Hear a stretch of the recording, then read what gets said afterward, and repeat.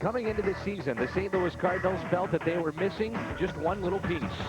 That piece to the puzzle is left-hander Mark Mulder, the National League Player of the Week. It's a matchup we've been waiting for. He'll go against his former teammate from the Bay Area, Tim Hudson. Atlanta felt they needed that missing piece. The right-hander fits the bill. A showdown between these two coming up next on FSN.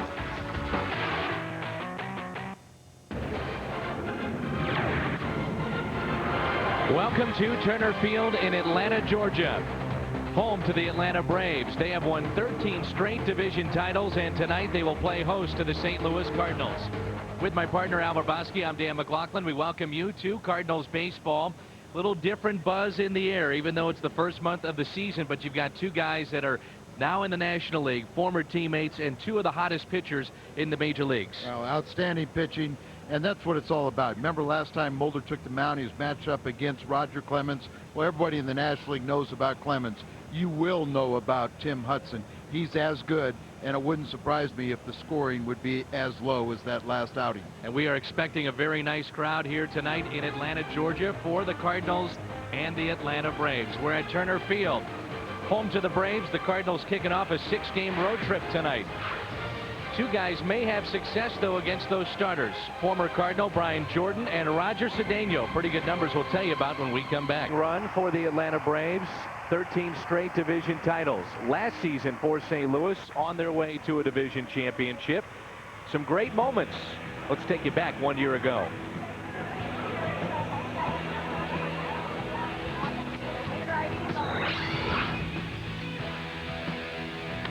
That is hammered into right center field. And the Phillies, on a home run by Tomey, have taken the lead 2-1. Wow. Here's the 0-2. That's ripped into right. Will it ride out? Jim Edmonds has ended it. Cardinals win it 5-4 and 13. A long day of baseball, but worth every second of it. As Edmonds makes his way around the bases, the Phillies lead. The Cubs are in next. And the Cardinals can do their little hopping thing at the plate to celebrate the victory. A lot of moments like that on their way to 105 wins and only 57 losses and the National League pennant. Things have changed, though, in 2005. Mark Mulder is in the fold for the St. Louis Cardinals. And Tim Hudson now for Atlanta. Hudson will face this lineup brought to you by Southwest Airlines' David Eckstein, followed by Larry Walker and Albert Pujols here in the first. Edmonds is the cleanup man tonight. Then Scott Rowland, Roger Cedeno, very good numbers against Hudson. Mark Gritzelanek, Yadier Molina, and Mark Mulder will bat ninth and on the mound for St. Louis. Let's meet Tim Hudson. His numbers brought to you by Advance Auto Parts. Just outstanding numbers. You see 2-0 record, ERA under 1. He's given up 1 run or 0 in all 4 of his previous starts. He is a master battler, and what the Cardinals are going to try and do is elevate his pitches. Everything is on the corners, in and out. Everything is down. They want to bring the ball up. Auto Tire defense behind Hudson. You heard during the pregame show Don Sutton talk about this team. Very good defensively. Jordan, Jones, Mondesi in the outfield. Betterment, Furcal, Giles, and Franco on the infield, and behind the plate, Johnny Estrada, who was very good offensively last season. David Eckstein will lead things off for the Cardinals. His average at .254, looking for his first National League home run and 4 RBIs.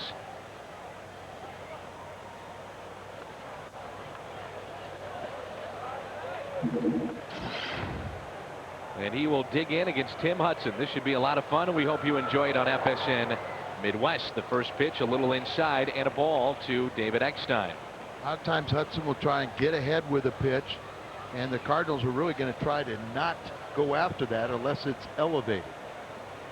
If you hit his pitches that are down, you just pound them into the ground. Sounds like Mark Mulder. Sounds like they have a pretty good philosophy. One of the things he does too is he really concentrates and try and hit the outside part of the plate. Doesn't waste any time. The 2-0 pitch in there for a strike. It was 7:40 with our first pitch as Mark Mulder is watching his current team and David Eckstein battle his former teammate Tim Hudson here tonight. 2-1 pitch. Little tapper foul, 2-2. Very good control, but you see he gets a lot of ground balls, 2-to-1 ratio, and that's the key. Remember, he talked about their defense. Bobby Cox used a very positive term. He said, we're trying to be Cardinal-like in our defense. That coming from the manager that's led this team to postseason after postseason. How about all the movement on these pitches to Eckstein? And that's what people talk about with Tim Hudson. Our fans haven't had a chance to see him. We haven't had a chance to see him live, but everybody says it's like watching Greg Maddux, except he throws about 5 miles an hour harder. And still, he's not a terrifically fastball pitcher. He's just terrific movement and location. And Eckstein drills it into left field, coming on Jordan. Did he get it? Trapped No, he trapped it. And it's a leadoff base hit for David Eckstein. Very nice effort by the former Cardinal and an Atlanta Falcon, Brian Jordan, but clearly the second base umpire, Dan Iasonen, got out there and saw that he had trapped it. Tries to sell it to the umpire, but the umpire hustling out there didn't buy it. Now it's Larry Walker hitting .258. Hard to believe Brian Jordan is 38 years old. PJ told me, he said he wants to play next year here in Atlanta or St. Louis. Right. Like to end his career possibly with the Cardinals as Walker is bunting, lays down a beauty. Hudson throws to first. That's not in time, and the first two have reached. What a start for St. Louis.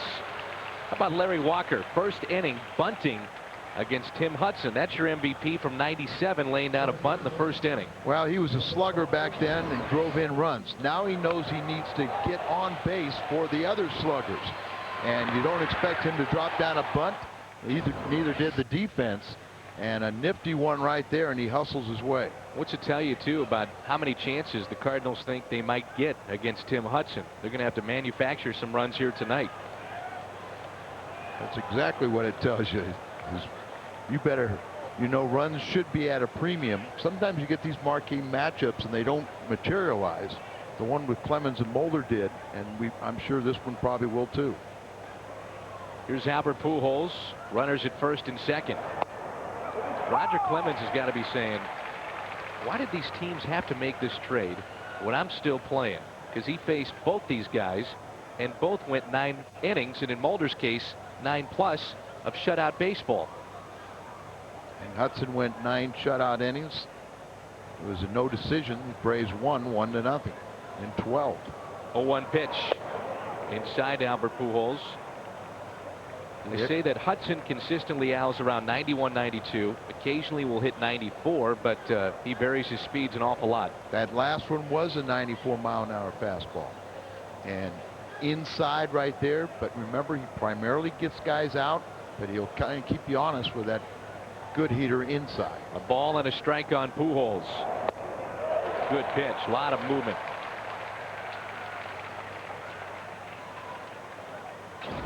Estrada looked like he set up on the inside part, but it hits perfectly out, down and away. 93 miles an hour, but that's that movement. He used to throw a lot of splitters, and now he's gotten away from that, but sometimes a sinker looks like a splitter. Set up inside on Pujols, and they strike him out. I don't know about you, but it seems to me that a lot of teams are trying to pound him in, more so this year than I remember. Well, it seems like some of these teams get away from pitching strings.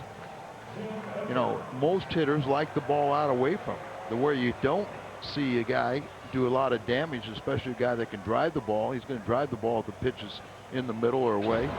But the pitch inside, and here you see the sinker, bottom just falling out of it, but it's on the inner part of the plate. It's the movement which gets you, though. Here's Jim Edmonds, one out, runners at first and second.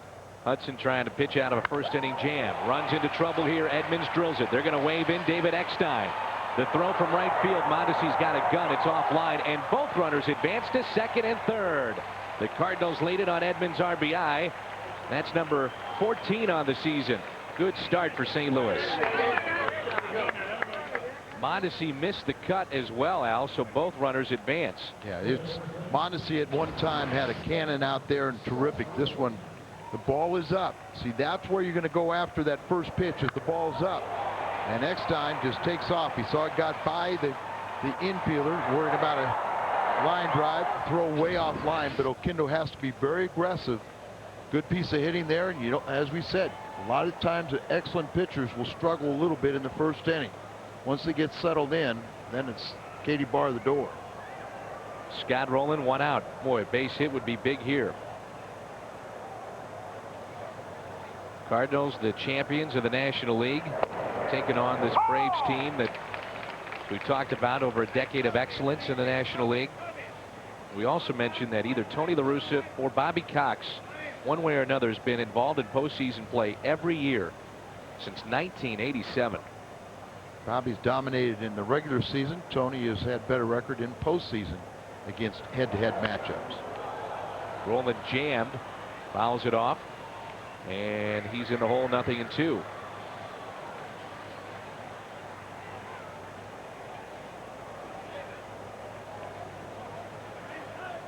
Mulder's looking forward to this matchup, getting in the batter's box, but he knows he's matched up against his former teammate, but really he has to concentrate on the Braves offense.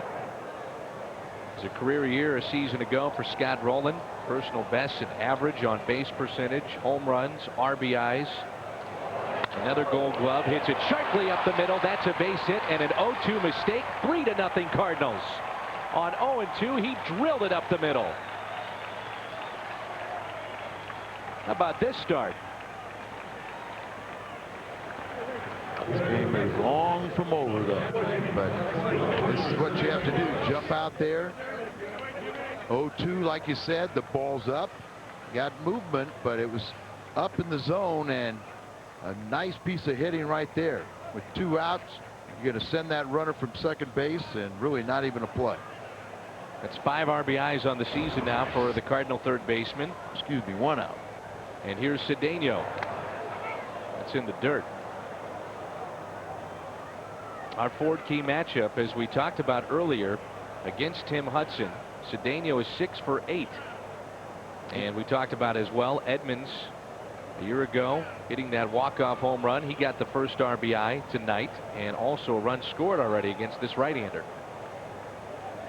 Cedeno's had the success against Hudson, but Roger told me Hudson got him last season when the A's were playing against the Cardinals in interleague play. Roger was off the bench yesterday with an RBI base hit. Cardinals dropped that game 4-3. Third baseman playing in a little bit. That works to Rogers' advantage. And the count here with 2 balls and no strikes. Make it 3-0 with Mark Grudzielanek on deck. Not the start that Tim Hudson wanted.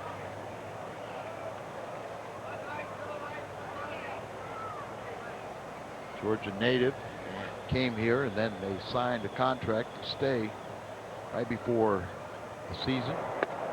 And that's up and away, and another man has reached a 1-out walk here in the first. So we've seen 4 hits and a walk, and the only out was the strikeout of Pujols. And here comes Leo Mazzoni, the pitching coach.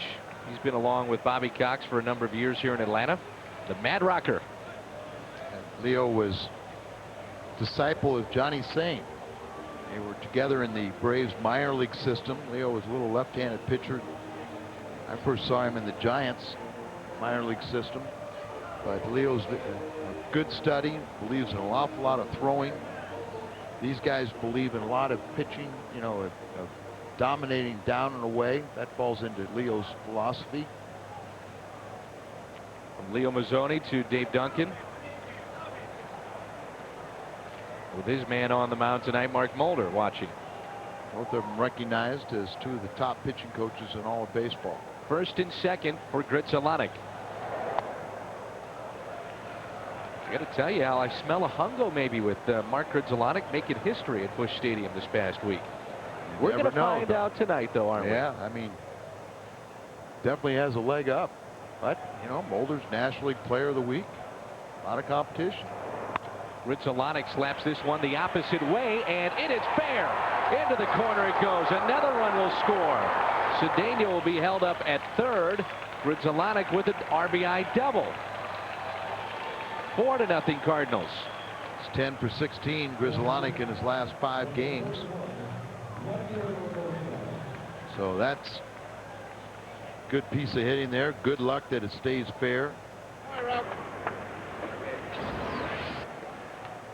How far off the plate he is. And look at the ball just coming right back towards the middle of the plate, from the middle in, and it was elevated. That's what the Cardinals want to do. They're going to swing at that pitch if it's up in the zone.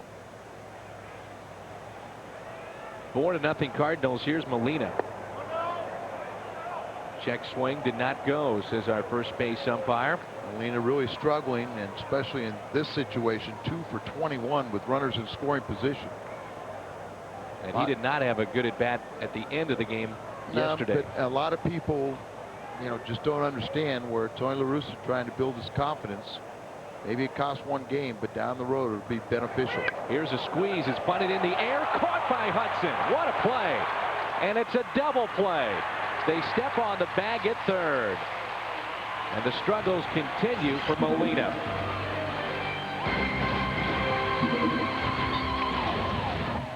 For our Rico starter, Mark Mulder tonight for the Cardinals. A record of 2-1. Got off to a slow start, Al, but after that slow start, he's been terrific. That's right. National League Player of the Week. He was 2-0 with a 0 ERA, allowing just 1 unearned run on 7 hits in his last 2 starts, covering 18 innings. Keep the ball down. This ended the top of the first, and what a play here by Tim Hudson. That gets past him. A run will score. But Hudson was an all-SEC outfielder, an MVP his senior year, center fielder at Auburn. He's a very good athlete and made a terrific athletic play there. And here's Furcal looking at a strike from Mulder. 4-0 Cardinals. Now let's see how Mark fares. Cardinals scored more runs off of Hudson in that first inning than the National League has in his first 4 starts. That's strike 2 from Mark Mulder. An epic classic battle that we saw over the weekend at Busch Stadium. Mulder against Clemens, and Mulder pitched 10 shutout innings. First time we've seen that since 1989. The last to do it, Jose De Leon. You have to be quick with Furcal. Grizzlonic is, and the first man is retired. Keep him off the bases. This lineup brought to you by Southwest Airlines. A good one for Cal, Giles, and Jordan here in the first. Julio Franco is the cleanup man, the ageless wonder. Andrew Jones, the center fielder. Then Estrada, very good offensive season a year ago. Raul Mondesi, Wilson Betemit, and then Tim Hudson. Here's Giles. Marcus Giles, of course, his brother plays in San Diego. Marcus arrived a couple of seasons ago as a very good player. In the last 12 days, he's been hot. 364 average, raising his average from 154 to 316. 2-0 pitch. Tap foul. One thing we've noticed about Mark Mulder, as opposed from his first couple of starts out to now, everything just seems to be below the knees. I mean, everything is low in the zone. So many ground balls, not many pop-ups, not many hard hit balls. Except right there, that's up the middle for a base hit. A 1-out hit up the middle by Marcus Giles. Auto Tire defense behind Mulder tonight. Cedeno, Edmonds, and Walker in the outfield. Roland Eckstein, Grizzlonic, and Pujols on the infield, and Molina's behind the plate. The Auto Tire defense. Mulder's getting the ground ball here, and almost, he's so thin for 6'6". And in this case, maybe a good thing he didn't have a wide backside. Here's Brian Jordan. 38 years of age, the former Cardinal, 6 seasons with St. Louis. Injuries a big part of his career. Last year limited to just 68 games for the Rangers, and he only hit .222. And Bobby Cox is hoping that Jordan, along with Mondesi, regain what they had before in their careers. High fly ball into center. Edmonds is back. He's at the wall, and he's got it. Jimmy's got it. Back to first goes Marcus Giles. A long fly ball off the bat of Brian Jordan. This is a bigger ballpark than Atlanta Fulton County Stadium, which was known as the launching pad. And If you're the base runner on this high towering ball like that, you can kind of keep on going. And he got to second base, didn't round it, but got back ahead of the throw. For youngsters out there watching that, if he would have rounded it, you got to go back and touch second. Sometimes you'll see guys take across the diamond. Retrace your steps. And 2 outs, and here's a cleanup man at the age of 46. Julio Franco. He'll be 47 in August and still putting up very productive numbers. I mean, think about how he wraps the bat in this stance that he has, and still with authority putting up good numbers. Career numbers there.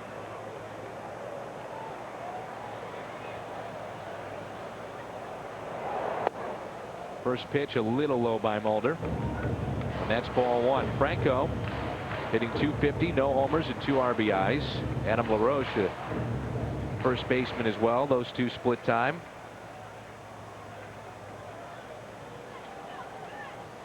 He just moved past Ozzie Smith on the all-time hit list for 87th place. 2-0. Second oldest player in Major League history to hit a home run. The oldest was a pitcher, Jack Quinn. And I'm sure he'll hit one this year and pass Mr. Quinn. Also shattered Pete Rose's record for RBIs by a player 45 years or older. At 57 a year ago. Prior to that, Pete Rose back in '86 had 25 ribbies. That's it. And when you say shattered, he certainly shattered that record. He doubled it. 57. Had a very good spring. Was second on the Braves in RBIs. Andrew Jones on deck. 2 balls, 1 strike. Up the middle, another hard hit ball into center field. 3 hard hit balls here in this first inning. You wonder, Al, both these teams, and in particular both these pitchers, because of the hype surrounding this game, just get that first inning under your belt, then settle in. That frequently happens with outstanding pitchers. Is sometimes you survive that first inning, then you can get in that groove, get acclimated to the mound, and you find your release point, and then it's zeros upon zeros. And then a lot of times, like I say, you get marquee matchups and they don't materialize. Sure. Well, here's a guy that had an unbelievable spring. You don't put a lot of stock into what veterans do during spring sometimes. And really, for that fact, any player. 10 home runs, hit .413 in the spring. Right now he's hitting .207. A week ago, he got a base hit and snapped his longest hitless streak of his career, 0 for 28. And time is called. And Bobby Cox was, both these clubs offensively have gotten off to slow starts. And Bobby Cox says, wait a minute, we've faced some of the best pitching in all of baseball. So it will come around, but the pitchers have been a little ahead of them. Molina Must not have had a good handle on this. Breaking ball, trying to throw behind. He throws it right into the ground. Grizzolanic tried to knock it down. A catcher's pet peeve is where a ball like this that's thrown directly to center field. A lot of these catchers can't understand why that center fielder doesn't react until the ball isn't thrown beyond the base. And if it's not deflected one way or the other, they think that that center fielder charges. He should keep the runner from advance. In this case, 2 of them advance. could be a costly error, allowing both runners to advance to second and third. So a base hit could cut the lead in half. Let's see if Mulder can pitch out of this jam. Andrew Jones with a count of 2 balls and 1 strike.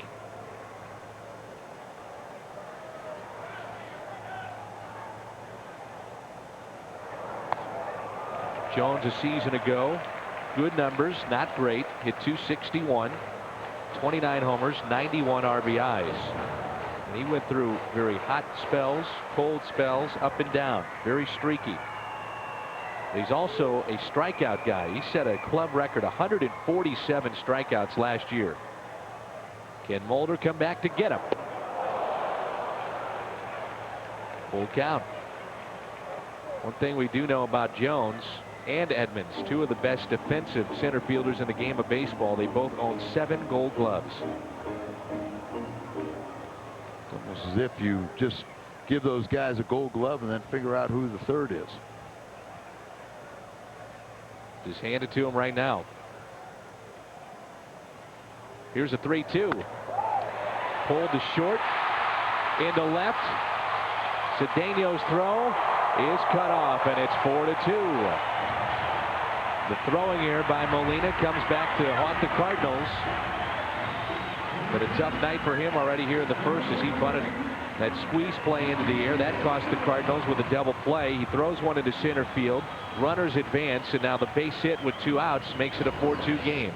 Mulder gets the ground ball, but it's hit sharply and beyond the glove. Pitch is up, right out there. Lucky it's just a single into the hole, and then it took a little tricky hop at the end. And because of that throwing error, moves everybody up, gives them a second run. And now it's Johnny Estrada, no slouch here at the plate. Very good hitting catcher. Chops it towards second. Grutzelanek avoids the base runner, throws over to Pujols. The Braves strand a man, but they cut the lead in half. After 1 inning, a pitcher's duel. It's 4-2. The Cardinals lead the Central early on by 3.5 games over the Cubs. And St. Louis and Chicago, the only 2 teams above the 500 mark in the Central. We'll see the Reds on Monday night. They're 4.5 back. The Pirates 6, along with Milwaukee 6 back, and the Astros 6.5 games out. And what a matchup tonight at Minute Maid Park. It'll be Roger Clemens, a 300-plus game winner, trying to move past lefty Steve Carlton on the all-time wins list at 330. He'll go against Greg Maddux. A pair of 300-game winners matching up, and we've got a good pitcher's duel here, or so we think. Mark Mulder and Tim Hudson. They thought that this would be the hardest part of this game on both sides. These two guys hitting against each other. They're very good friends, former teammates, and having some fun with each other at the plate.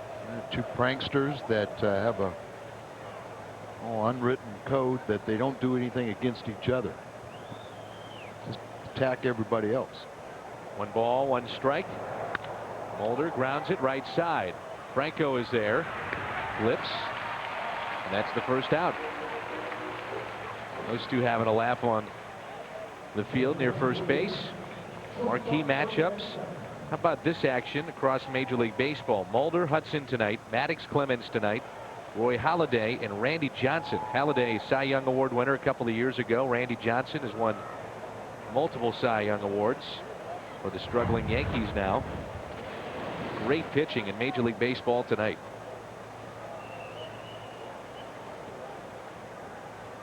Back to the top of the order here in the second, David Eckstein.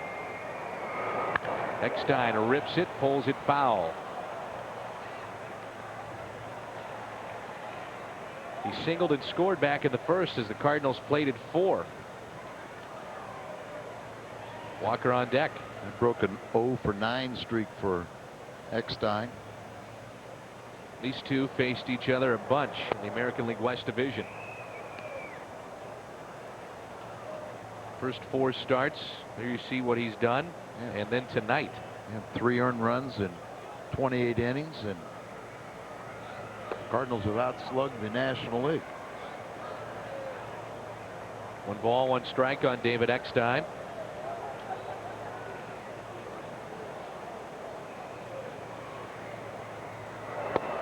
If you get at Hudson at home, you're doing something.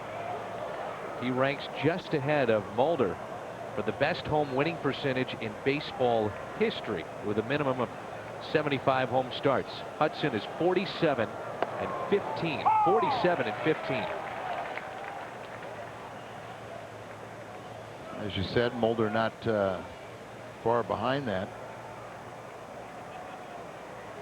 That duo combined for 173 wins together in Oakland in 5 seasons. Hudson out of Columbus, Georgia, traded away by Billy Beane. They knew in Oakland they would not be able to re-sign him after this year, so he comes to Atlanta.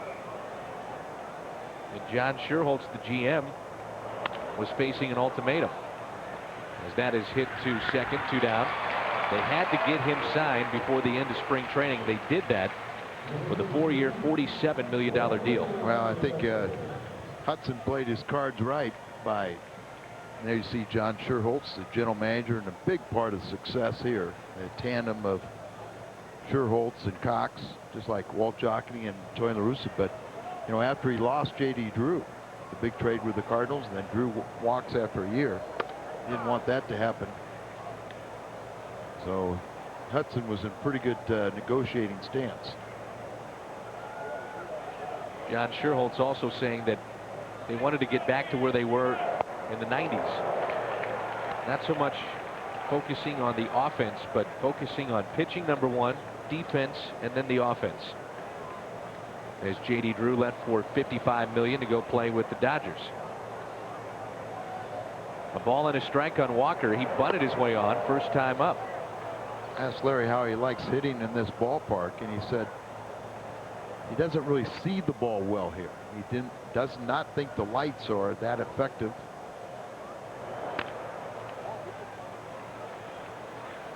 And Larry was not available yesterday after taking an injection. He's got a little nerve problem in his neck that is bothering his shoulder.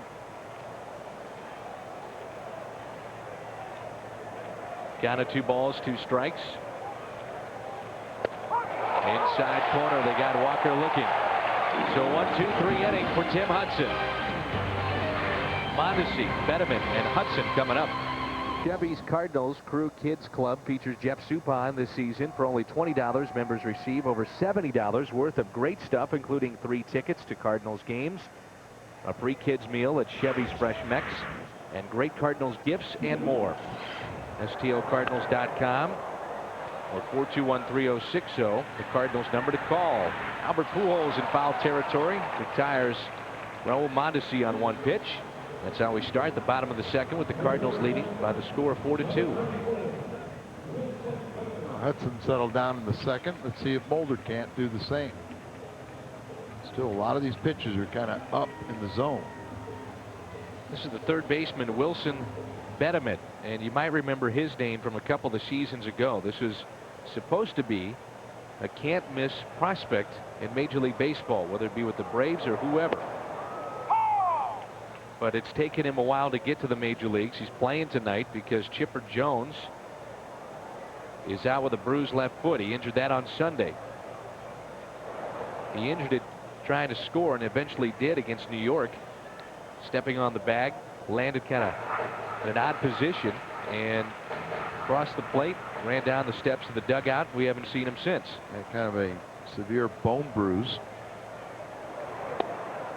That's unfortunate for the Braves. Chipper has been one of the bright spots offensively, off to a great start. Bennett getting playing time, and it's helping him, you know, getting a chance to play every day, or at least this week.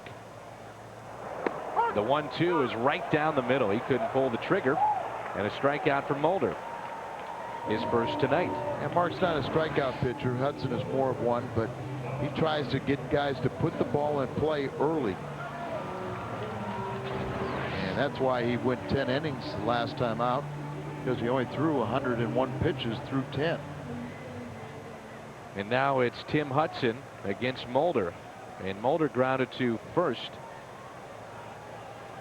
His first time up.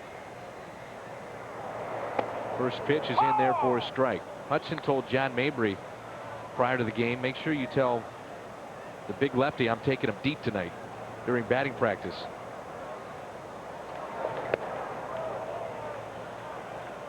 No balls and 2 strikes. Not with that swing. Looking at that swing, you wouldn't think that this guy was all SEC, but he was. His senior year, 18 homers and 95 RBIs. And when he did that, wow, he throws the bat into the seats.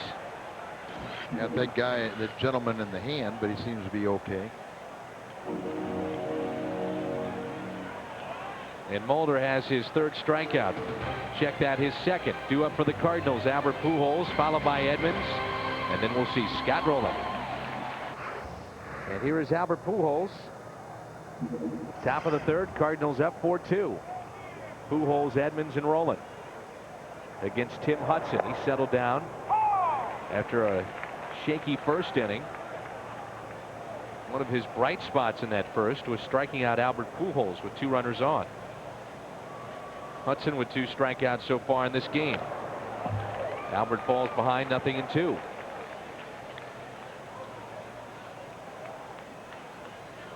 Albert Pujols, the youngest of 11 children.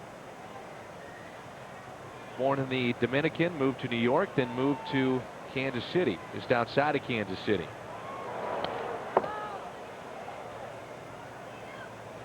Independence, Missouri. Played at Fort Osage High School. They won a state title back in '97. Maple Woods Community College, and the Cardinals picked him up. He was a shortstop in junior college. We were talking yesterday about how good his throwing arm is at first base. And the one year he played in the minor league was at third base for Peoria. And he was rated as the best infield arm in the league. Reaches for that one, chops it to Hudson. He'll settle and throw. Pujols retired as he trots down the first base line. Thursday, it's a special live presentation of the Best Damn Light Heavyweight Fight Period, sponsored by Kingdom of Heaven, as 2 former champions meet in a title eliminator bout. Montel Ice Griffin takes on Julio Cesar Gonzalez, as both men try to move 1 step closer to regaining the title.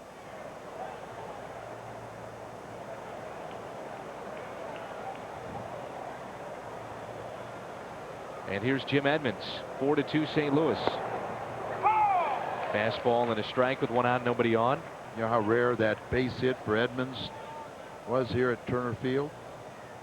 He has a career mark of 16 games coming in, 125 average. 1 ball, 1 strike. Edmonds, RBI base hit. Back in the first. Also scored a run. Takes a ball outside. 2-1. Throw enough pitches in to keep these guys honest, but he kind of lives on that outside part of the plate. 3 balls and a strike. Got underneath that one, didn't stay on top of it. Now you look at Hudson. When he signed out of college, he was only 160 pounds, and scouts stayed away from him, thinking he was not big enough. Another case, though, where you just don't measure a guy, his heart and his willingness and desire, competitiveness to win at this level. Well, you know, that's why he's so good, because things like that have driven him to succeed. And it's the second walk handed out by Hudson tonight. One of the best competitors you'll find.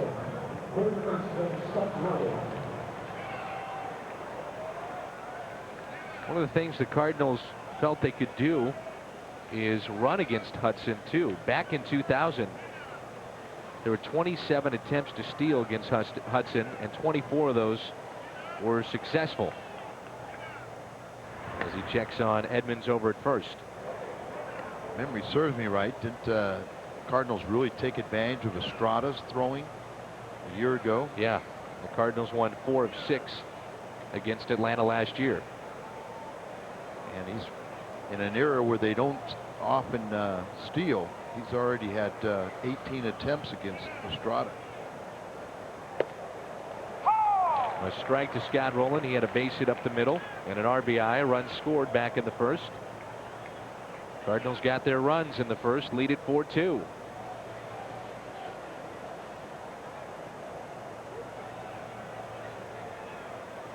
Cards have out hit the Braves 5-3 so far. Rowland well hit into right center field. That'll hang up though for Andrew Jones. The Gold Glover puts it away. So smooth out there. 2 down.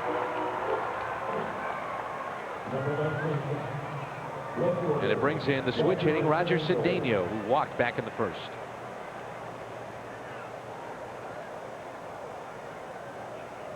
As Roger, if he knows why he hits Hudson, he said, I just look for a pitch I can see. Isn't it amazing some of the numbers that he has against some of the best pitchers in baseball? Remember, he starts against Clemens because his numbers like that. 2 outs in the first pitch. Just inside. Roger will tell you, it's like when he played every day, he felt like he could compete against the best, and did, and competed well.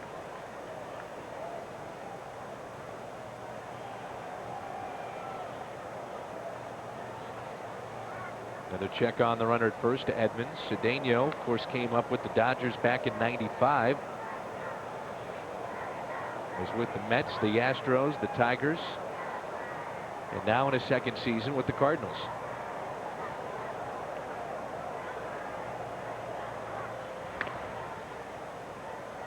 Hudson pretty occupied with Edmonds over at first. You talked about it. People try to steal against him.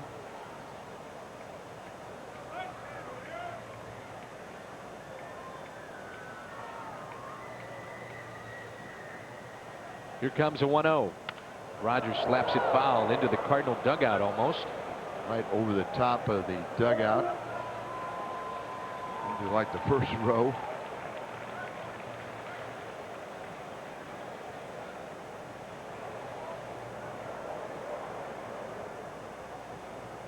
One ball, one strike. Cedeno got some relief last year by Walt Jocketty and the Cardinals when they got him out of New York. That was a tough situation for Roger. I remember one media person in New York said that they wanted to give the general manager of the Mets executive of the year just by making the trade, finding somebody to take Roger. And you know what? He's got a great personality, fits very well in this clubhouse. And if you watch him interact with other teammates that he's had in the past, they all love him. 1-1 pitch. Fouled back. People forget Cedeno was once the heir apparent to Brett Butler as the Dodgers leadoff hitter and center fielder. And I saw where Butler's with the Arizona Diamondbacks coaching. Can't wait to see Brett. Completely different look with Arizona this year. Yeah. Russ Ortiz and Troy Glaus. Jeff Morad is now taken over that team. Power agent to a powerful man with that organization. Will Clark, had Jeff as an agent. Now he's working for the Diamondbacks and special assistant, also Matt Williams. Here's a 1-2. Cedeno chops it to Giles, flips to Franco. Cardinals strand a man. They have left 2 tonight. Bottom of the third, top of the order due up for Atlanta. Get to the ballpark with half-price nights on select dates this year. All fans can purchase terrace reserved and upper terrace seats for half price Thursday, May 5th. San Diego in town. That's the next half-price night. You can get terrace reserved seats for just $9.50 or upper terrace for $4.50. That's it. 421-2400 or STLCardinals.com for ticket information. Here's Rafael Furcal, the leadoff man for Atlanta. And we're underway here in the bottom of the third. Cardinals leading by the score of 4-2. Furcal is a guy you got to keep off the bases. He is first right now in the National League in steals. And he chops this one to short. Eckstein has to be quick, and he is. Good play. Very good play by David Eckstein. Come in on that slow roller. Got to make a very quick exchange, throw on the run, and he does it with plenty to spare. And it brings in Marcus Giles. As you noted earlier, Al, this is one of their hottest bats right now in this lineup. He's had 2 hits in 7 of the last 11 games, multi-hit games. And he drills this one into right center field. On the move is Walker. He won't get it. One hopper off the wall. Giles is on his way to second base. And it's a 1-out stand-up double. Giles is 2 for 2.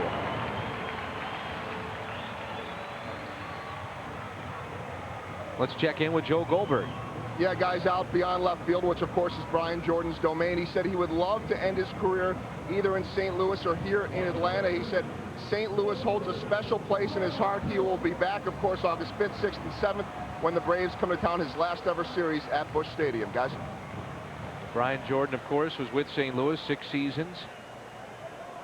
But as Joel noted during the pregame show in his interview, Brian remembers that old turf at Busch Stadium quite well. He said it's going to be sad for him to see Busch Stadium torn down, the new stadium going up in St. Louis.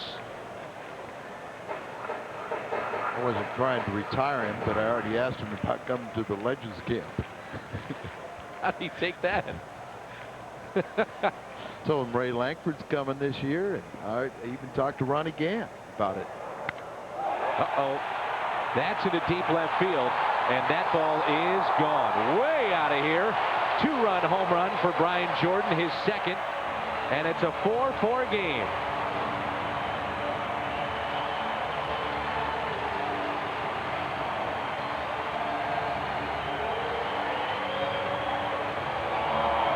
No doubt about that one.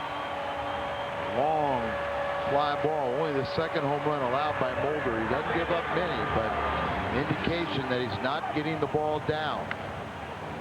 And up in the wheelhouse, and he spun away from it. He knew exactly where that was going to end. But BJ trying to make a statement saying, bring me home. That's the second time he has hit a ball deep off of Mulder. This one gets over the wall. The first time was center field. He hit it to the wall. Now it's Franco, singled and scored back in the first. Another pitch that's up for a ball. And here's another look at the home run by Jordan. And middle half in, up, and he just turned on it. Right back into the runway. Second home run of the year, but RBIs up to 14. And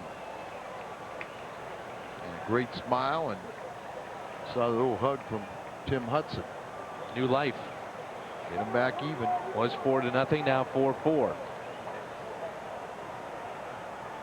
2 balls and no strikes on Franco. Good pitch. Andrew Jones on deck. He has an RBI single that played at 2 to get Atlanta on the board. Now the 2-run homer by Brian Jordan.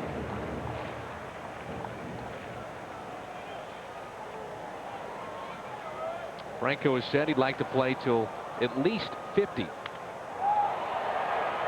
Into center, that'll carry out to Edmonds. 2 down. Terry Pendleton, the hitting coach for Bobby Cox and Atlanta Braves, said he'll hit and be successful as long as his eyes stay good. He's amazing that he's played as long as he has and done his successful. It really is. I mean, he's a cleanup hitter at 46 years of age. He's not a DH. He has to play in the field at first base. Curveball in the dirt to Andrew Jones. RBI single, first time up.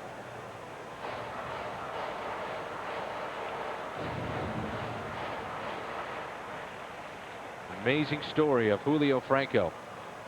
Remember when he was with Philly? Remember him with a bunch of places. Well, he was with Philly. He was a shortstop when he first got to the big leagues. When he got to the big leagues, he was with Philadelphia, and then that 6-player trade with Von Hayes and the Cleveland Indians really opened up the door for his playing time. Pat Corrales, the bench coach for the Padres. There's Pat right next to him as his manager in Cleveland. That's a strike on the outside corner. There might not be a smoother fielder in the game of baseball than the man at the plate, Andrew Jones. He's got very good power. Tremendous athlete. Now he draws a walk.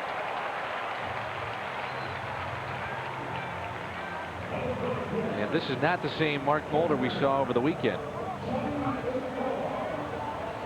First walk he is allowed. And with 2 down, it's Johnny Estrada hitting .233 coming into play tonight. Looking for his first home run, 9 RBIs on the season. The Silver Slugger Award winner a season ago. 2 outs, Jones at first. And a check on Andrew. Bobby Cox, they say, Al, is a player's manager. Will not embarrass you, but Andrew Jones, remember this back in '98 when he loafed on a liner. Bobby Cox went out middle of the game and pulled him from center field. Make sure he got his message across. They picked off Jones. He's in the hot box. Pujols is there. He'll tag him out. And we head to the fourth. Brian Jordan, the former Cardinal, has tied it up. He's back in Atlanta. A 2-run shot, 4-4. Second baseman Mark Grudzielanek will lead things off for the Cardinals here in the top of the fourth. A 4-4 game. Glad you're with us here on FSN Midwest. Joe Goldberg, Al Raboski, Dan McLaughlin, our Bud Sports crew. Game one of a 6-game road trip for St. Louis. 3 in Atlanta, 3 in Cincinnati, then back home.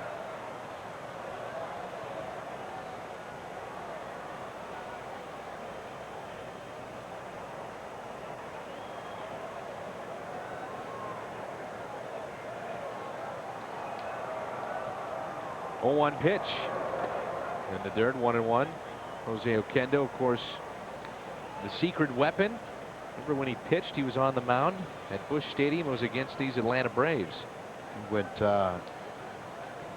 3 to 4 innings in that game, extra innings, and held them scoreless. He did become a position player that lost the ball game to Rick Mailer.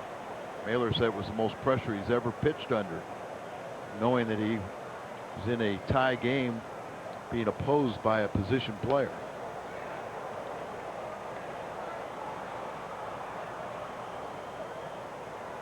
Count of 3 balls and a strike. A home run by Brian Jordan, 430 feet.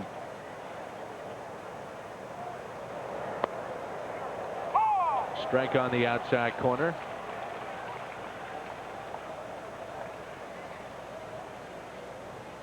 And the count is full on Grudzielanek. They live down in the zone, a lot of times away.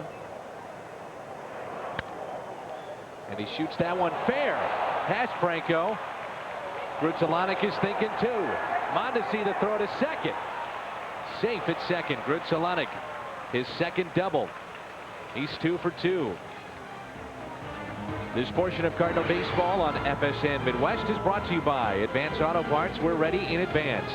By Aflac. Ask about it at work. And by Rico. How well do you print, copy, scan, fax? How well do you share? Grudzielanek has been on fire as of late. The cycle the other day, and he's 2 for 2 with a pair of doubles tonight. 11 for his last 17, 5 games. Molina been hitting with more of an open stance, Hal McRae trying to give him a better look. Both corners charging on the number 8 man in this lineup, Yadier Molina. Ask him on the first pitch to sacrifice. Now that they're charging and everything, maybe he'll switch off. But the one thing that Hal McRae the other day, he said, I got tired of seeing what I was seeing from Molina. And we went and worked on a day game to try and give him a more comfortable stance. 1-1 is the count. Molina popped it up his first time up, trying to complete the bunting phase of the squeeze play, and popped it up into a double play. And Al McRae thinks once he stops chasing bad pitches, and he says he's very, very coachable, he's very, very smart, understands an awful lot. He thinks he'll be all right as long as he doesn't chase pitches out of the strike zone. Looks at a ball, 2-1. Your number 8 man with Mulder on deck, and you're trying to bunt with him. It just kind of tells you something. It sure does. But Hal, because Mulder's still looking for his first hit. But Hal will tell you that he never has to explain anything to Molina. So he's very intelligent, really has a good idea. And now he's having a tough time reading the signs from Oquendo. Ask him a couple times to go back through the set. A 4-4 game here in the top of the fourth. Molina will square early on with the pitcher on deck. Now he pulls it back. Let's see what he wants to do. Looked like he was getting ready to show it again. Yeah, you could really tell there. That was one of the spin move back there. Sometimes it's called from the bench, as everyone will watch the hitter and see if he gives it away. And he did show bunt.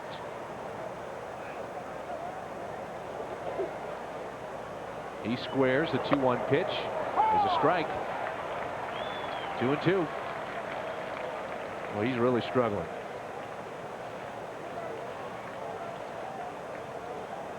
Need a couple positive things to happen. Just kind of get the monkey off his back.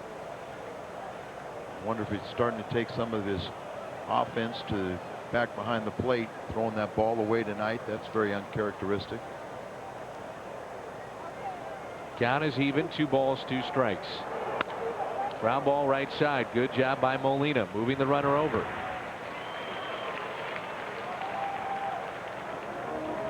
So a runner at third and a chance for Mulder to help himself. We've talked an awful lot about the pitching matchup. How about the managerial matchup tonight with Bobby Cox? 2,000+ wins. Nice round of handshakes for Molina. And then card skipper Tony La Russa. Back in 2003, he got over 2,000 wins. And they're both 1 and 2 in wins, active managers, and 5th and 8th on the all-time list. Infield is in for Mulder. Matter of fact, Al, this is the first time since 1950 that a pair of 2,000 win managers have faced off in the same game. See who they were? Joe McCarthy and Connie Mack. Yeah, 1 Pretty and 2. good. 1 and 2. How about 3,000+ wins for Connie Mack? Of course, he owned the ball club, and what he stopped managing about 78. 87. 87. I knew it was one. 87. Dyslexic gets me again. Just flip it around. He had 3,731 wins in over 7,700 games. Season's over. Tony will move up to third on the list, and he'll pass his good friend that has really been kind of a mentor to both these managers, and that's Sparky Anderson. And both these guys have done it a little differently, Bobby Cox and Tony La Russa, but the common theme has been good players and good organizations, good spots to be. As Mulder shoots it to the opposite field. Bartman. I'm telling you, it's Bartman down there. Except Jordan didn't throw his glove down like Moises Alou. And he didn't hand it to Moises didn't hand it to Bartman either. In a way, that might help out Hudson, because Mulder easily scored. Right, you could strike out Mulder, and that was deep enough to score the runner from third. Could have walked home. And a 1-1 pitch. Nasty tailing action.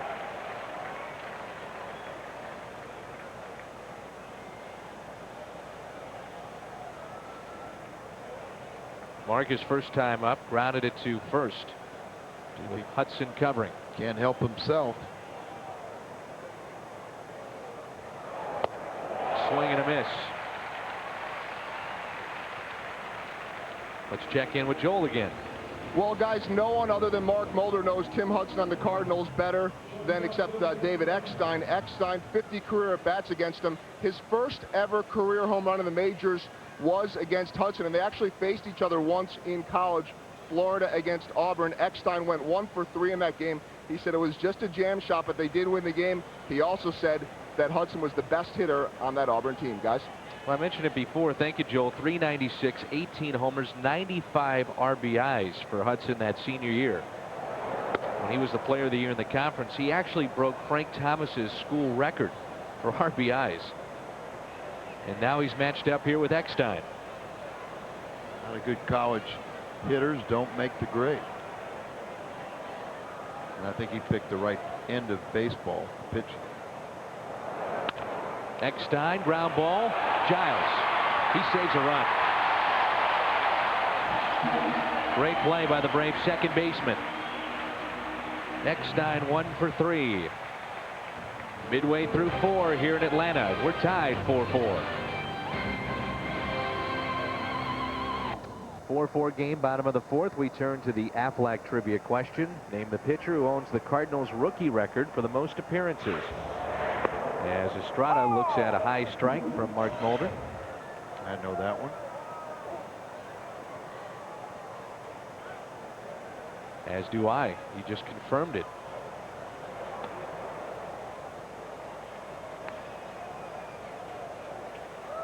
Cardinals about hit the Braves 6-5. Estrada, Mondesi, and Betterman. Hit into right. That'll hang up there for Walker for the first out.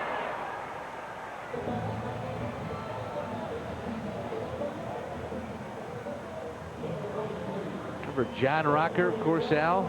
He's now playing in the Independent League in all places, New York. But Rocker helped out St. Louis, and Larry Walker saw it in 2000 when he allowed a home run to Todd Helton. And that gave the Cardinals home field advantage in the playoffs in the National League. The final day of the season between Colorado and Atlanta. It makes you think about all the different closers that Bobby Cox has used during this tremendous run. Alejandro Pena, Mark Wohlers, Rocker, Smoltz, Kolb. Eckstein makes the play. They have some issues with their closer right now. Yeah, they do. Danny Kolb the other day faced 6 batters, gave up 5 hits. Had to be removed with 2 outs in the 9th inning. And really, they said he's trying to be the classic closer, trying to blow people away. They acquired him because he had a mid-90s sinker. They got ground balls, but now he's trying to be a strikeout pitcher. Let's see if Mulder can't settle in here in the 4th. He's gotten the first 2. Betterman struck out looking when a fastball right down the middle his first time up. Average at 214. And it's quickly 2-0. Cardinals will have in the 5th 2, 3, and 4 in their order. Walker, Pujols, and Edmonds. Tim Hudson is settled in after a shaky start. Atlanta got 2 runs in the first and an RBI single by Andrew Jones, and then a 2-run home run by former Cardinal Brian Jordan to tie it up at 4.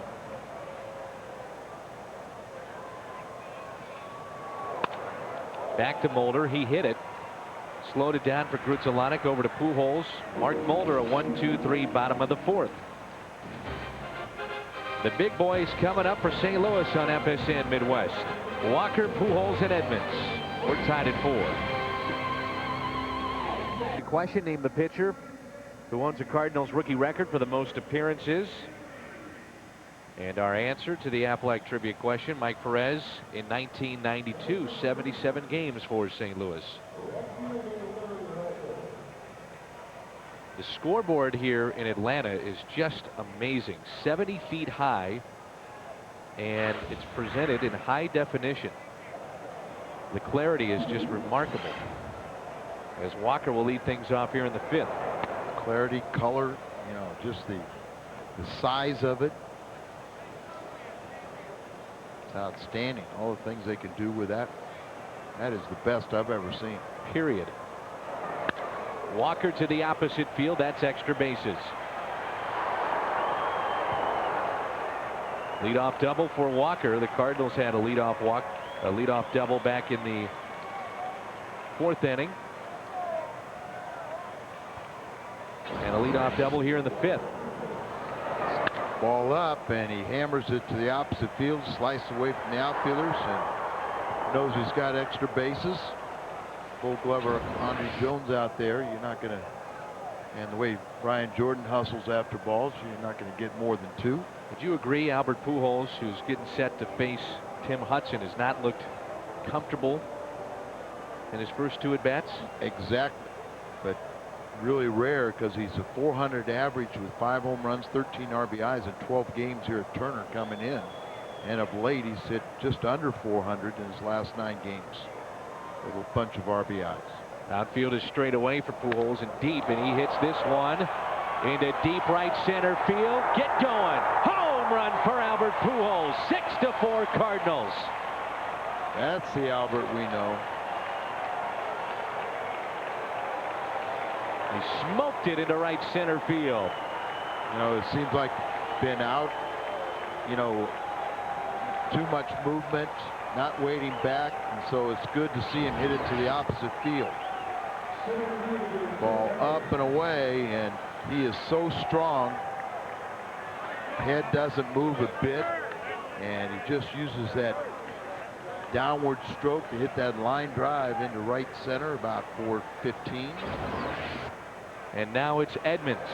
A double, a homer, 6-4 Cardinals. We say it all the time. There might not be a better hitter as far as making adjustments pitch to pitch, at bat to at bat. You know, guys do it from day to day, but not within the game as well as Albert Pujols. You know, you take these last 2 at bats in yesterday's game and the first 2 here. That was probably as frustrating of the bats as he's had in a long time. Tied up by Batalico in his second to last at bat, and then popped up in the final at bat. Edmonds hits it sharply to first. Franco is there. That's out number 1 here in the 5th. So the Cardinals got 4 against Hudson in the first inning, and now a 2-run home run by Pujols here in the 5th. And it brings in Scott Rowland. Chicago leading Houston 2-1. That game is early. 634 wins and 11 Cy Youngs combined with Maddox and Roger Clemens. 80 pitches now for Hudson, and not a good ratio. 48 strikes, 32 balls.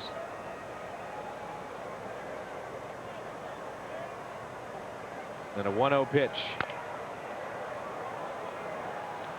Third baseman makes the play, 2 down. Well, tomorrow FSN Midwest presents the Big 12 Spring Football Tour. Fans get an all-access inside look into Big 12 school football programs. The tour starts tomorrow, 5:30, exclusively on FSN Midwest. Did you work on that? I did the University of Missouri. Went down for their spring football program and their spring day. Got a pretty good quarterback. Going to be okay? They're going to be pretty good. Brad Smith coming back for his senior season. He was hyped prior to his junior year as a Heisman hopeful. Didn't work out. Tigers on the rebound in 05. Matter of fact, Mario Mocha and Mike Alden, the athletic director and associate athletic director of the University of Missouri, are here at the ball game tonight. 2 outs, a ball and a strike. On the switch hitting Roger Cedeno.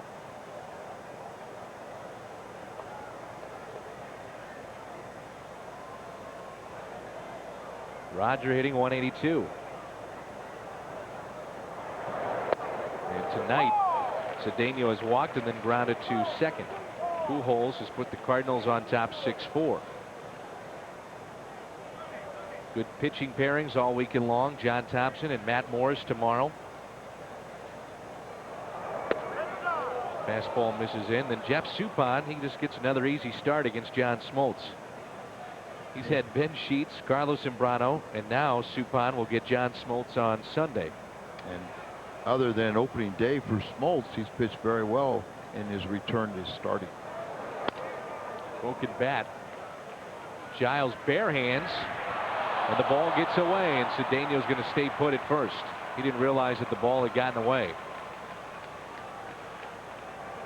Hustling down the line, a base hit for Cedeno. Tough play for the second baseman. 1, to figure out to barehand or not, but 2, you don't want to handcuff your first baseman with a 90-mile-an-hour fastball. Get it in your, kind of reach in there deep and get it into your hand, and then, you know, let it roll to your fingertips. Grudzielanek 2 for 2 with a pair of doubles down the right field line. He'll dig in with 2 outs and a man at first. They scored an error. Tough play. I'll say so. See if Cedeno wants to do some running. That's a do or die play. They give him an error. Assist to Giles. E3 they scored. So Franco gets the error. So that's why Giles gets the assist.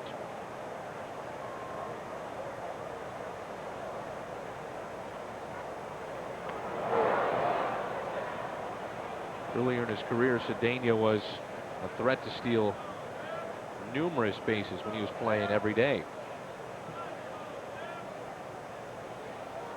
Still good speed over at first. First pitch was a strike to Grudzielanek. Another check.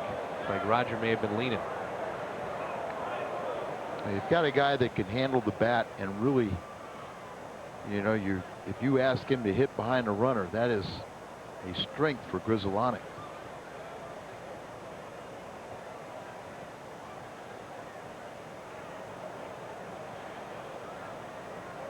Big lead at first for Cedeno. He's off and running. And the pitch is hit foul out of play. Count of no balls, 2 strikes. Grudzielanek with 23 hits to start his season, and 6 of those have been a double, so he does have a triple and a homer. The oddity yesterday was the first game that he got a hit in that the Cardinals did not win. We knew this guy was a doubles machine coming into play for St. Louis. A few years ago, had over 50. Late 90s with Montreal.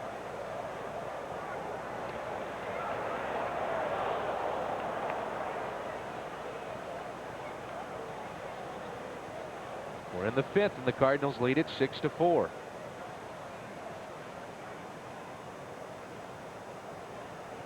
Grudzielanek trying to extend it to Molina, who's on deck. No balls and 2 strikes. Pitch out and undoing. Cedeno read that. Good base stealers, they will detect a little different motion.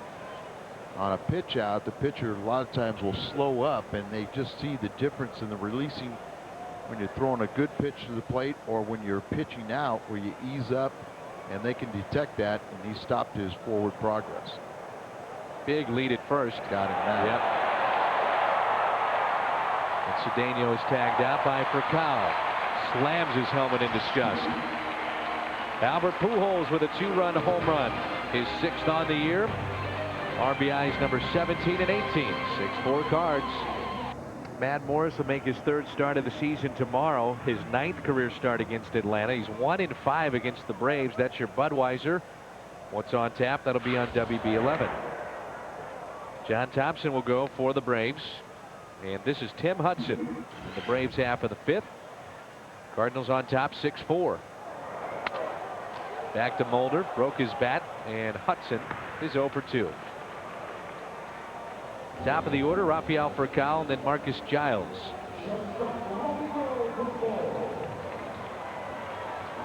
Three ground balls in a row, and that's a good sign for Mulder. He's seen his ERA climb to 3.51 from 3.10. And Hudson has seen his go from 0.96 to 2.48. Here's Furcal, the shortstop for Atlanta. Showing bunt, looks at a strike. You can make a case with Renteria gone out of the National League that this guy is the best shortstop in the league. As Turris, there's another one that would be highly thought of. Good pitch by Mulder, took a lot off it. 0-2. You watch Furcal throw, it reminds me of Sean Dunston. Remember his arm when he first came up, how yes. explosive it was? I remember the old saying was, somebody asked how could another curveball hit up the middle for a base hit on an 0-2 mistake. How could the Chicago draft Dunston over Doc Gooden? And Whitey's response was, well, Dunston's got a better arm. And he may have. It's like watching Roland throw from third base. That thing's coming over 95 miles an hour. Here's Giles. He's had a good day. 2 for 2 at the plate. Saved a run in the field. With a diving stop, Jordan on deck. He has a 2-run homer. Pitch just missed inside. Giles 2 runs scored with a single and a double. Tied it up in Houston 2-2 in the 4th inning. Well, that one maybe a little more scoring than what you thought early going. The 1-0 pitch. Fought off and fouled. Jam shot. 1-1. Giles had a broken collarbone in May last year. That really cost him. 2 months were gone. It was shaping up to be his best offensive year. Still finished with very good numbers. Hit .311, 18 homers, 48 RBIs, mixed in 17 stolen bases. Right there is your league leader in stolen bases. 7 on the season, along with Bobby Abreu of Philadelphia and Omar Vizquel at the age of 36 for the Giants. And the last 2 years, Giles has hit .314 combined. And Furcal gets away. Furcal will easily move up into scoring position. Wild pitch there. Not much Molina could do there. No. It's really tough on. Seems like it's tougher to block those balls in the dirt from a left-hander. Usually when it's a breaking ball, you just don't know where it's gonna bounce, which way direction, and especially when it's at the feet of the batter. Count of 2 balls and 1 strike. Up the middle, that's a base hit. Furcal will test Edmonds. The Gold Glover to the plate. Furcal is safe, 6-5.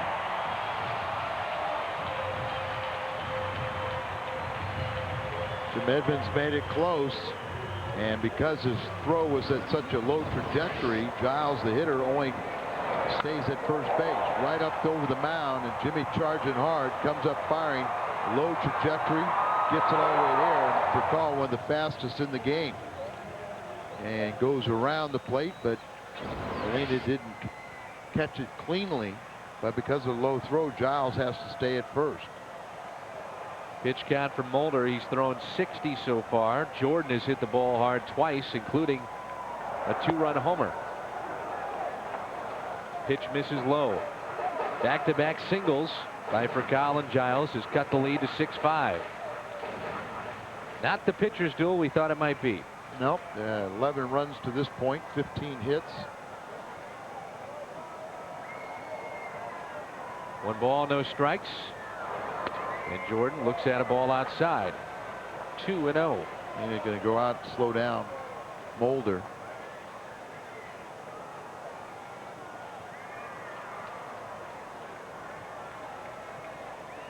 Outfield is deep and straight away for Brian Jordan. Back in his second stint with the Atlanta Braves. It's just been an amazing run. 13 consecutive division titles. But the amazing aspect, Al, is how they have retooled year after year. Yeah, they average about 10 player transactions, or 10 players turning over each year. That's the surprising part. Correct me if I'm wrong. I think Smoltz is the only one left. Yeah, from the beginning. Right. From the initial run, Smoltz is. 13 times they've been into postseason play in a row now, and only 1 World Championship. That was back in '95. Double play ball. Eckstein flips to Grudzielanek. Good turn. Double play. 6-4-3. Atlanta gets a run back. The RBI up the middle by Marcus Giles. We move to the 6th. Grudzielanek, Molina, and Mulder coming up. Here's Grudzielanek. He'll lead it off for the Cardinals. As we start play here in the 6th, St. Louis up 6-5. He was batting when Cedeno got picked off. And quickly 2-0. Grudzielanek, a pair of doubles tonight. Hudson hasn't been able to spot his pitches the way he normally does.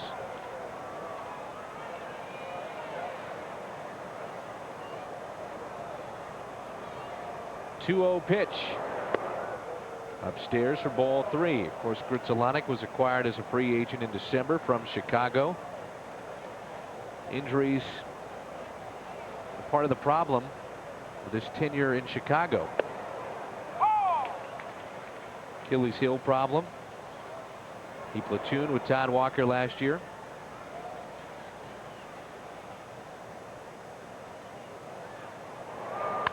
Up the middle, 3-hit night for Grudzielanek.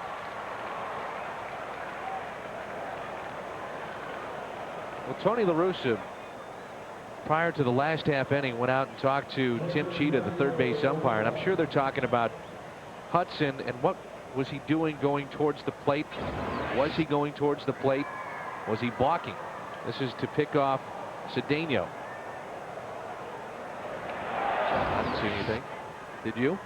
Not really. It's just, you know, he's got that sort of that stiff front leg, and he looked like he might have had a slight movement. But nothing that was really obvious. Like he may have stopped, started, and then stopped, trying to come set before delivering. Or of course you have to be set. You can't do what he did. Trying to bunt again with Molina, with Mark Mulder on deck. Yadier's 0 for 2. Average has dipped to 141. He's hit into a double play on a squeeze play, popped it up. And a diving catch by Tim Hudson. They doubled up the runner at third to get out of the first. And then he grounded to second time up. Gets the bunt out, a beauty. And Hudson will tag out Molina. So one unassisted, and Grzelcyk moves up to second in scoring position.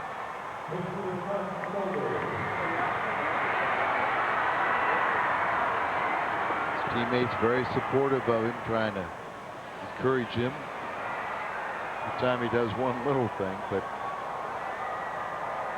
see if Mulder can't get that first hit of the season, help himself. Grounded to first and struck out. 0 for 2. Eckstein on deck. Corners cheating in at third, a little bit at first. Third baseman Wilson Betemet is about 2 steps in on the grass when the pitch comes. Franco is near the bag and near the line at first.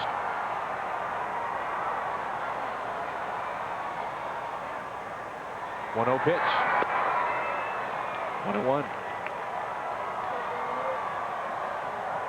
6th inning here at Turner Field in Atlanta. Cardinals lead it 6-5. 97 pitches now for Hudson. I don't know how many more he'll deliver tonight.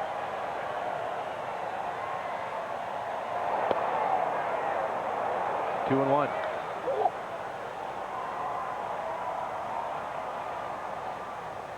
Labored here tonight.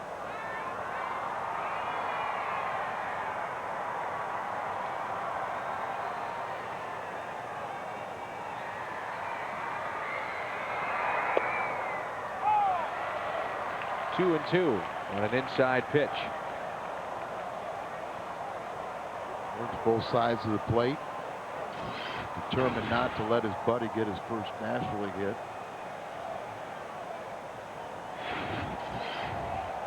And the 2-2. Hold foul. Good rip. Hudson, his best season was back in 2000.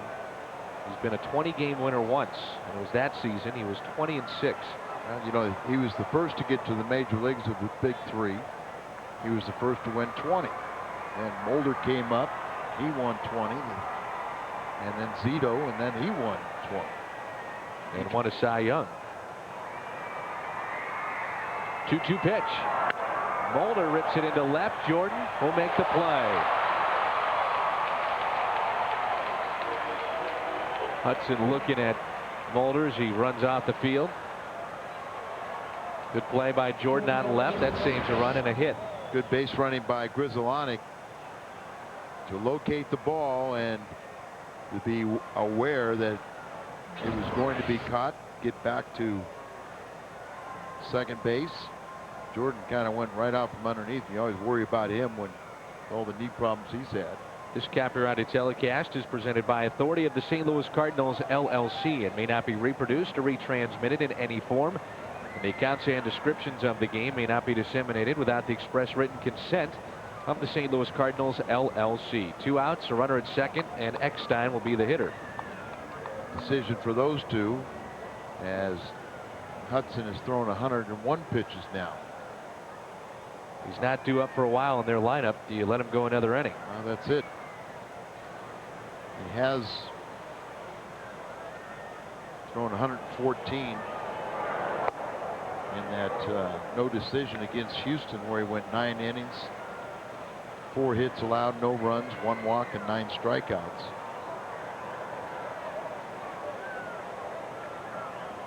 Eckstein has singled and scored in the first, grounded twice to second.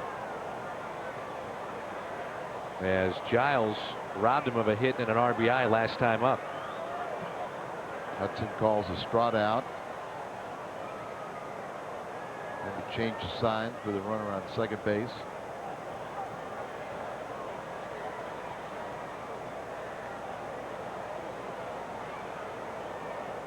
Hopefully David Eckstein can deliver in this run, with the Cardinals up by the score of 6-5, 2 outs. Here in the top of the 6th. Chokes on the bat, crowds the plate. And fouls it off his foot. Ouch.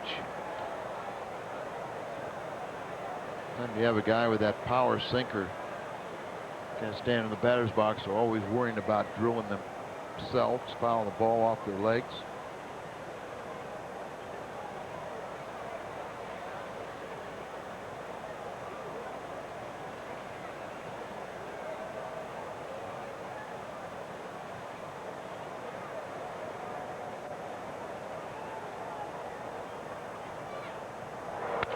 And a broken bat hit to third. Eckstein retired. He's 1 for 4. Cardinals strand a man. They have left 4 on the night. Midway through the 6th. Julio Franco will lead it off for Atlanta, bottom of the 6th. Cardinal fans here in Dixie. A lot of red in the seats. Nice crowd on hand. Beautiful night for baseball. In Atlanta, Georgia. Franco, Jones, and Estrada for the Braves. First pitch is a ball. Franco is 1 for 2 with a run scored.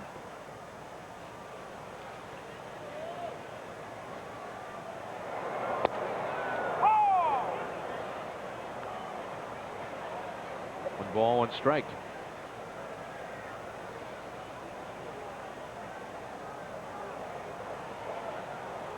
The amazing thing about Franco, last year he hit .309. That was the best he has ever hit in the major leagues at the age of 46. He knows a lot about hitting, but still, how many 46-year-olds can do it at this level? He was terrific off the bench. Led their team with 16 pinch hit RBIs. Only made 2 errors in 84 games. And he strikes out. Good start here for Mulder in the bottom of the 6th. This portion of Cardinal baseball from Atlanta on FSN Midwest is brought to you by Jack in the Box. Jack invites you to come in and experience ciabatta. It's all about the bread. And by your local Chrysler Jeep dealers.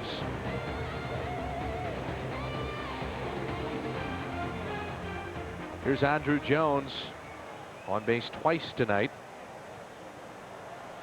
A 2-out base hit up the middle, back in the first to play 2. And a walk in the third. He then was picked off.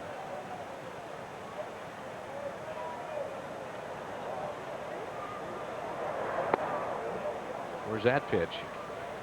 2-0. A lot of pitches that have been down in the strike zone, over the plate, but must be low.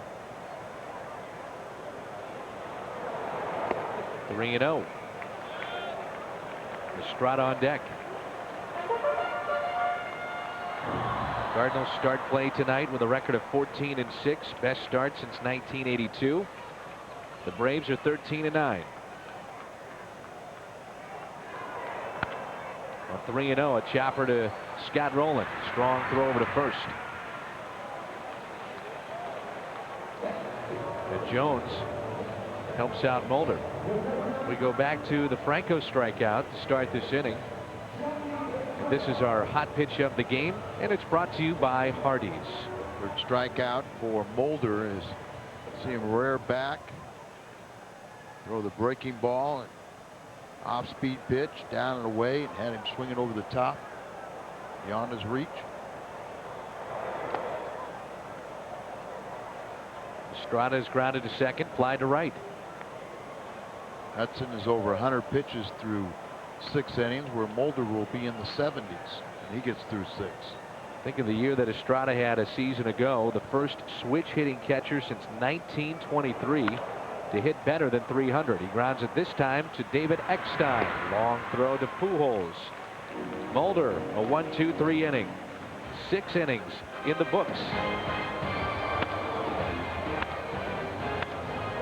Walker, Pujols, Edmonds coming up. Albert has already gone deep tonight.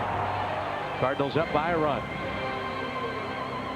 He's done after over 100 pitches, and the lone lefty in the Atlanta bullpen is John Foster. And if you're going to use him, this would be the time to do it with Walker, left-handed hitter. Then you've got Pujols, and then a left-handed hitting Jim Edmonds. Foster was in the Braves organization, came up to the big leagues in 2002. 2003 he was with the Milwaukee organization, missed all of last year with surgery on his left shoulder, torn labrum. And he was at a ball game, and he was telling some of the Braves players that, hey, I'm going to make a comeback. Contacted the minor league system. They said, yeah, we'll give you a shot.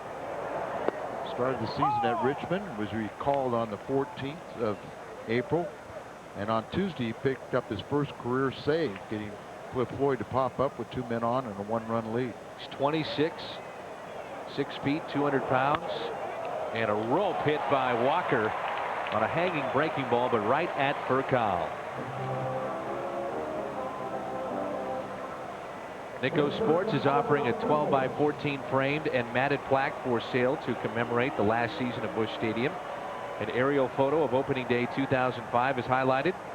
You can get yours by calling 1-800-345-2868. That's 800-345-2868. Here's Pujols. If this lead holds up, it'll be the game-winning RBIs off the bat of Albert Pujols with a 2-run home run back in the 5th to give the Cardinals a 6-4 lead. It's now 6-5. Albert is 1 for 3 on the night, and it's 2 balls and no strikes. Hudson goes 6 innings, 6 runs allowed, 9 hits, walked 2, struck out 3, and allowed the home run to Pujols. Albert out in front, hits it back to the lefty. 2 outs. And it brings in Edmonds.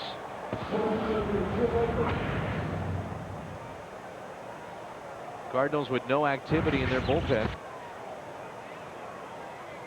And Mulder's in the 70s in his pitch count, so he could maybe go another inning or 2.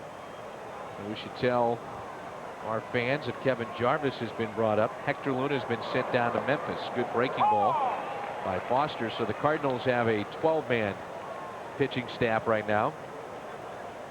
With all these games in a row, no off days, Tony La Russa wanted to make sure and do that. Luna had options, so that was the move that was made as Edmonds came out of his shoes with that swing. A couple times that Foster's gotten away with breaking balls that really didn't break and left him up in the zone. Sometimes you could throw it above the strike zone and it's just bad enough that it's effective. That was the case with Jimmy there.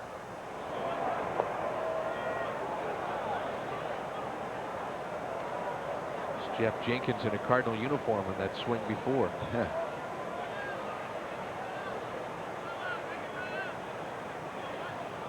Jimmy, a pair of RBIs and a single up the middle back in the 1st. He's walked and grounded out. Fouls it out of play. Big crowd here at Turner Field. And just a gorgeous, perfect night for baseball in Atlanta. We have avoided the rain. It's supposed to rain tomorrow, but not tomorrow night. We thought we might have some showers tonight, but they have stayed away. And the 1-2 pitch to Edmonds. He got him. Cardinals go 1-2-3 here in the top of the 7th. And it's time to stretch in Dixie. Cardinals tickets and participate in the Southwest Airlines Family of the Game promotion during a Cardinals home game. Here's a chance. Send your name, address, and phone number to Southwest Airlines Family of the Game, P.O. Box 771192, St. Louis, Missouri 63177. Good luck from Southwest Airlines. Here's Mondesi. We mentioned before that Mike Alden, along with Mario Mocha of the University of Missouri, are in attendance behind home plate. Big Cardinal fans. Cardinals lead it 6-5. It's a ball inside, and the count is 2-0. It'll be Mondesi, Betterman, and a pinch hitter. Remember when Mondesi came up with the Dodgers, Rookie of the Year in the National League? Said he was the best player ever out of the Dominican. Cannon for an arm. Yeah, you know, he had all the tools, and he's had a nice career, but I think that assumption was overinflated, and I think a guy named Albert Pujols might take claim to that title when it's all said and done. 3-1 on Mondesi. You mentioned rookies of the year for the Dodgers. Hollinsworth, Mondesi, Hideo Nomo. They had a bunch. Piazza. 3-2 on Mondesi. Eric Karros. And they had 5 or 6, 5 or so in a row. Yeah.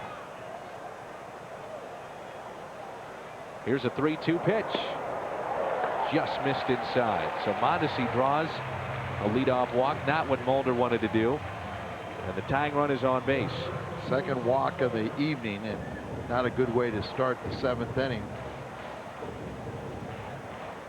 You do have the 8th place hitter. And then it looks like Chipper Jones may be pinch hitting for the pitcher Foster. Betterman has struck out and grounded out. Scott Rowland in on the grass at third base. Of course, they hold it first. He squares, takes a strike.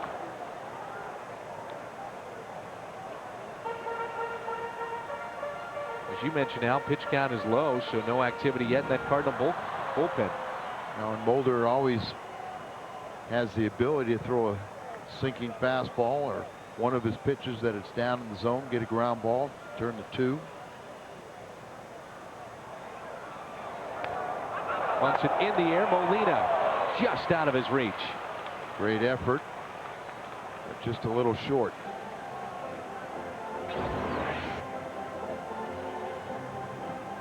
He is diving for it, just beyond his reach.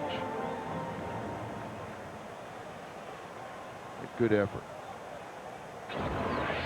Now you've got 2 strikes on the hitter. Al Reyes has gotten up, starting to throw for the Cardinals in their bullpen. Chipper Jones in the on-deck circle.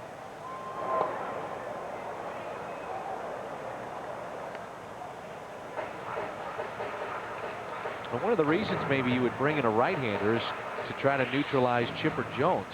Well, remember, we were told that Chipper can't swing the bat left-handed. Right. I did take some batting practice left-handed today, but that bad heel is affecting him left-handed, and he can't really run. So it'd be interesting. And I mean, and he still could always be a decoy too. Chipper is tied with Reggie Smith, 4th all-time, most career home runs by a switch hitter. How about a double play? 4, 6, 3 double play. That is huge. 2 outs now here in the 7th. He's gotten a couple of double plays on the ground. 4-6-3 on that one. The other back in the 5th. 6-4-3. Well, that's the forte, is getting ground balls. We got a man on. You can turn 2. Pitcher's best friend, and now Orr is going to pinch hit, pull back Chipper Jones.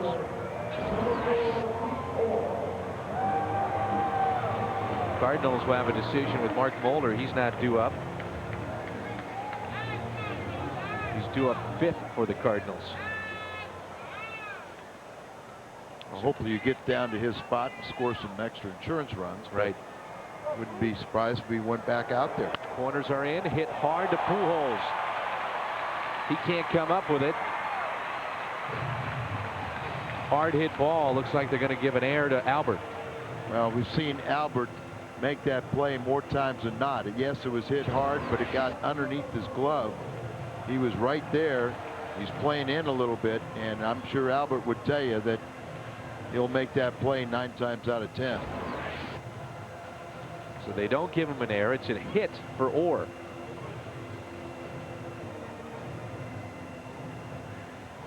So Orr is at first. He wears one of the all-time greats in hockey, his number 4, and he's from Canada. Ontario. And the pitch is taken for a ball. Back to the top of the order, Rafael Furcal in his 6th season with the Atlanta Braves. Hard to believe that he's been here 6 years.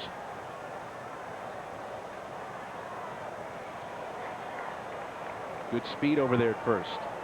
Orr is the tying run. Furcal the go-ahead run.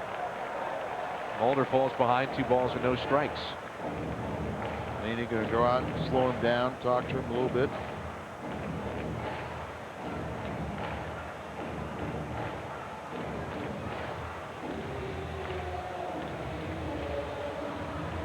Furcal is singled and scored back in the 5th. He's grounded to second, grounded to short.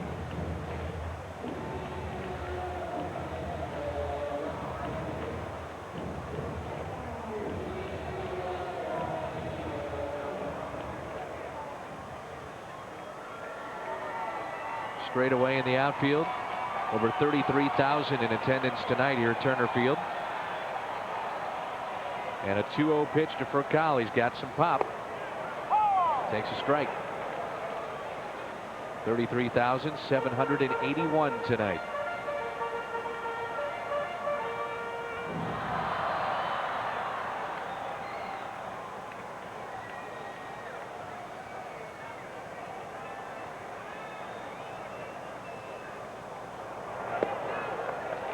Three and one. This is where it gets a little dangerous here, Al. 3 balls and 1 strike. And again, Furcal, good power for a leadoff man. Very good speed on the bases. At first, you get a ball in the gap. This game could be tied. Yeah, he's very exciting. Looked like Orr was leaning the last time. Furcal hits it sharply to short. Eckstein. And a forced play to Grudzielanek. And we have played 7. Cardinals holding on. They lead it by a run. Fans, don't miss a minute of the action with Wayne and Mike and Jim Jackson. You can listen to Cardinals games live right from your computer. Sign up for Game Day Audio exclusively at STLCardinals.com for Game Day Audio and everything baseball. Log on to STLCardinals.com. And a right-hander, Kevin Grabowski, is into the ball game for Atlanta. 9th appearance. He's had a tough time retiring the first batter. Only 3 of the previous 8 appearances did he retire the first batter. Entered Wednesday's game. The 2 runners on in the 7th, but escaped scoreless after a walk. Hudson allowed 9 hits in his 6 innings of work. 6 runs. Foster a scoreless frame. 1, 2, 3. And now it's Scott Rowland against Grabowski. Then Cedeno and Grudzielanek. And Rowland on the first pitch pops it back foul and out of play. Rowland is 1 for 3. And it's been a struggle to start this year for Scotty. At average at 247, 3 homers and 12 RBIs. Getting a little better. And last year was atypical as he got off to a real fast start. Had a monster season along with Edmonds and Pujols. Take your pick for the MVP. Got the Cardinals on the scoreboard today with a 2-run base hit. Inside to Rowland. And it's 2 balls and 1 strike.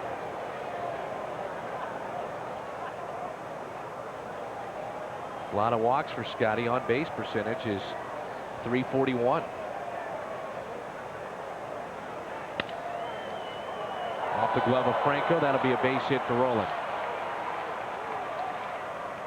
Franco's age shows up with his defense. Sure does a little bit. Range isn't quite there. Tough play. Couldn't come up with it. Rowland his 2nd hit tonight. He's 2 for 4 and the leadoff man is on. Out away from him goes the opposite field, and there Franco kind of dives for it. Deflects it beyond his second baseman's range for a single. Scott's 2nd hit of the night. Why not try something here? Hit and run. Sacrifice. Do something to put the ball in play. Cardinals last few innings a little stagnant. And here's Cedeno. Well, Grabowski, a big guy, but appears to be slow to the plate. That's why I said that. Yeah. You know, a lot of times you get guys that are tall, you know, they're slow to the plate, but he has an extra hitch in there. And so a good opportunity with the lead to take advantage.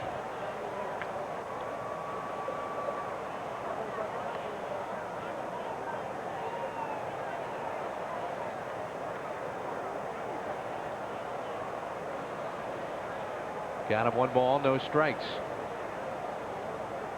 Room into right center field as Andrew Jones shades Cedeno the opposite way, and it's popped up, foul territory. Racal hustling over, the shortstop wants it. He's got it. Good play. That's the first out, and it brings in Grudzielanek. But the night for Mark Grudzielanek. RBI double in the first. A double, was left stranded in the fourth, and a single up the middle in the sixth. Don't look now, his average is at 338. I was going to say, how about a week? You know, he hit for the cycle.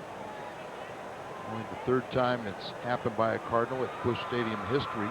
First time since '91 when Langford did it. And with 1 out, the first pitch to him. Hit into right. Mondesi backs up, makes the play for out number 2. Number 50 in each bullpen. There's Julian Tavares for St. Louis. Adam Bonero in the Braves bullpen, number 50.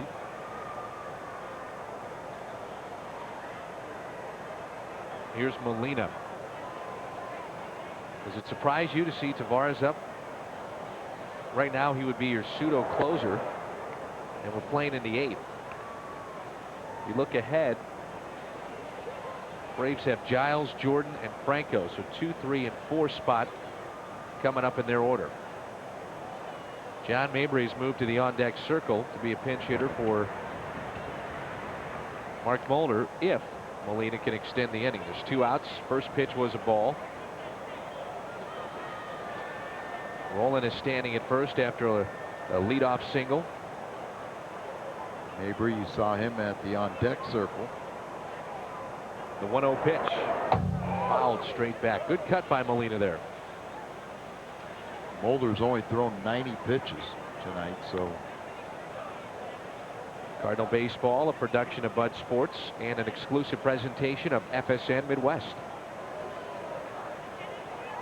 Dan, Al, Joel, our Bud Sports crew with you. Tom, me, Mike Helling, Doug Stanton, Lindsey Polite, Brian McCann, and our fine crew here in Atlanta. The 1-1 pitch. Not a good swing by Molina.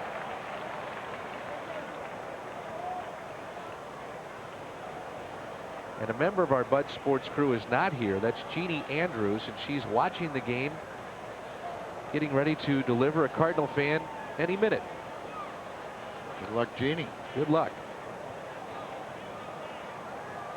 Molina in the hole, 1-2.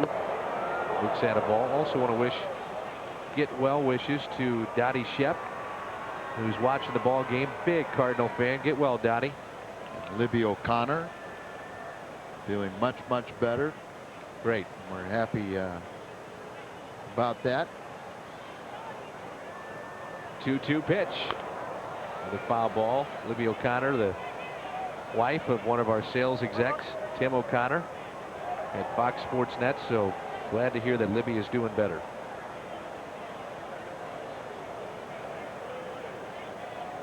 She's going to get out of the hospital, then she's going to have to put up with Tim some more. I'm sure those nurses are fed up with Tim too. One hopper to the second baseman. Molina, another tough night. 0-4. Bottom of the 8th is coming up.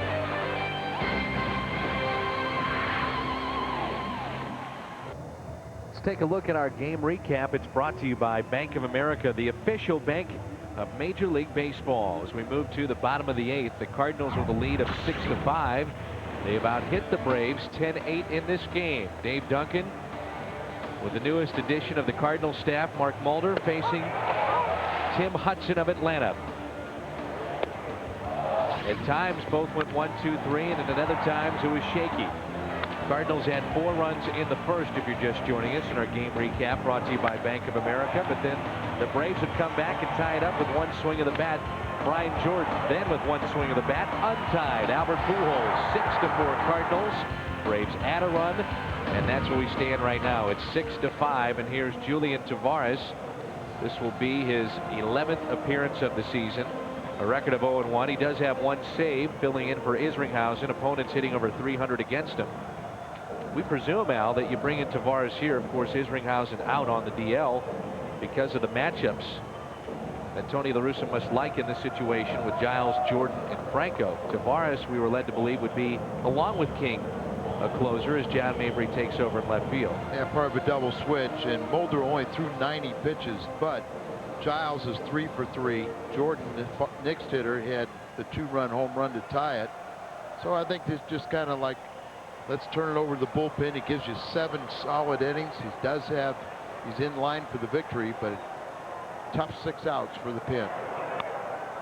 This is really where you miss Isringhausen, because you've got the setup man Tavares for the 8th, and then Izzy normally for the 9th. Well, but this is one of those situations now where Tony will say, sometimes I'll put my best reliever in the 8th inning because of the circumstances, who's coming up, and it might be a tougher inning than possibly the 9th. And one of the reasons, too, maybe you take him out in this spot is because of the man at the plate. Good power for Marcus Giles, and he's 3 for 3 tonight against Mulder. RBI, 2 runs scored. Pair of singles and a double. The 1-1 pitch. Tavares really dropped down and took some off that pitch, and it's 1-2. Good pitch. Speed pitch, but as you said, he gave him that little Laredo, and then gets a breaking ball that's for a strike. Maybe a changeup. Count of 1-2. The next from Tavares. Swing and a miss and a strikeout. Louis Tiant then to the plate. He started doing that at about the middle of last season. When he drops down and throws that slider or curveball, it's nasty. Anytime you change the look, it messes up the timing. Hitters really have to concentrate on the release point. And now it's Jordan. He has a home run tonight. 1 out, nobody on. Fastball at 93 miles an hour, misses up and away. 77 appearances a season ago for Tavares. A shaky start, and then he settled in, and he was outstanding. Isringhausen was outstanding. The bullpen was a major plus a season ago, and while they had question marks coming into the season, it's turning out to be a positive. And Izzy did not make this trip, staying back in St. Louis for treatment. Good pitch there, locking him up, tying him up inside, and apparently I think Dr. Paletta did an MRI on Izzy, and there really was no defined area that they could even inject, and he's feeling much better every day, and everyone is pretty well convinced that once that time is up on the disabled list, he'll return back to the Cardinals. And there's a common theme with these two teams winning the last few years, and that's having pretty good solid closers. Isringhausen was lights out last year. He's been lights out really since he got to St. Louis. But then you look over at what Atlanta's had. Alejandro Pena, solid. They've had Smoltz, who was unbelievable in that role. John Rocker, when he was on, was great. Strike on the outside corner. Then he fell apart. You had Mark Wohlers before he lost his control. He was good. I mean, Tony La Russa would tell you, you've got to have that guy at the end of the games that can blow people away and close them out. Tavares with a little help from our friend behind home plate. Borderline pitch, but it went to Julian. Set up again out there. The 2-2. Tap foul. Tony La Russa will tell you that in about half his managerial time, he's had a lights out closer, other times by committee, and he said You sleep a lot better when you got the bona fide closer. A lot easier, but you know, you deal with what you have. And some of these relief pitchers are really relishing the opportunity to pitch later in the game under more pressure circumstances. 2-2 pitch up the middle and a base hit. Had him 0-2 and lost him. Let's go pitch by pitch with that at bat, the second hit of the night for Brian Jordan. And the pitch by pitch feature is brought to you by your Mid-America Chevrolet dealers. Here he is, set up there, and the ball was up a little bit, and he kind of locks him up, ties him up inside. Then his breaking ball's flattened out. Then he gets the benefit of the call, the borderline call. Then he pounds this one, but then the ball's up over the middle of the plate and hammered right back through the middle. So there's 2 or 3 pitches there. The breaking ball he got underneath, and a couple pitches he got up. You got to be careful with that. Tying run on. Franco, the go-ahead run. 1 out, bottom of the 8th. Good ball game tonight. 6-5 in favor of St. Louis. Cardinals have never trailed. Franco has a hit tonight. Certainly a double play candidate. Does not run all that well. Tavares would love a ground ball here. Right down the middle for a strike as Franco spins away. Looked to be a pretty good pitch. Might have been a bit high, but as you said, we don't really want him to throw the ball up there. He's got a good sinking action on his fastball. See Molina saying get the ball down. Set up inside, an 0-1 pitch. Now he's got him 0-2. Tavares' last outing was Wednesday against Milwaukee, his first save of the season. He's done some closing in the past. Been credited with a hold or save in each of his last 4 appearances. It's a 94-mile-an-hour fastball, last delivery. We go down sidearm, give the breaking ball down and away. Nope, not to where Molina's set up. 0-2 pitch. How about a double play? Eckstein, Grudzielanek, great turn at second base, double play. 6-4-3. That combination up the middle has turned 3 of them tonight. 2 for Mulder, this one for Tavares. 9th inning coming up. Mabry will lead it off when we come back to Atlanta. 9th inning, partner. 6-5 Cardinals. Good ball game tonight. Well, not the type of game that we thought we were going to see, but still, Cardinals are in position to win their 7th game, 7 out of 8 road games. But they'd like to have a little bit of insurance. Here's John Mabry, first plate appearance of the night. New pitcher in, a right-hander for Atlanta. Venero. Popped up.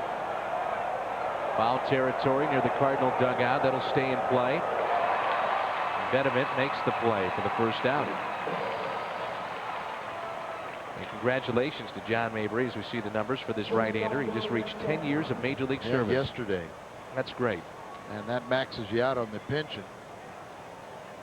Venero, this is his 10th game, and now he's retired 9 out of the 10 first batters he's faced. And I'm sure this time last year, Al, that John Mabry was wondering if he would reach that mark. One of the incentives for him to go down the minor leagues, keep that good attitude, work hard.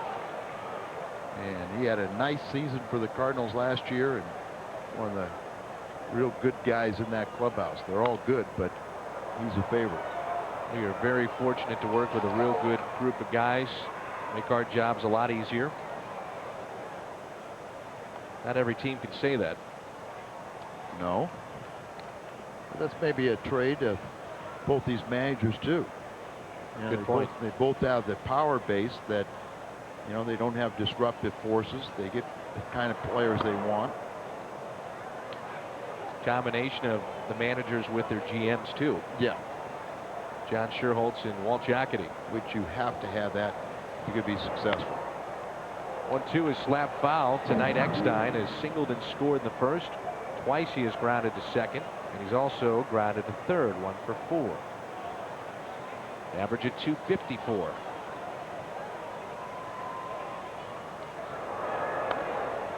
One thing I've noticed is that even though Eckstein stands so close to the plate, you try to bust him inside, he'll turn on it. Could turn on it, and there you see that scoreboard. David's never looked so big. You're right.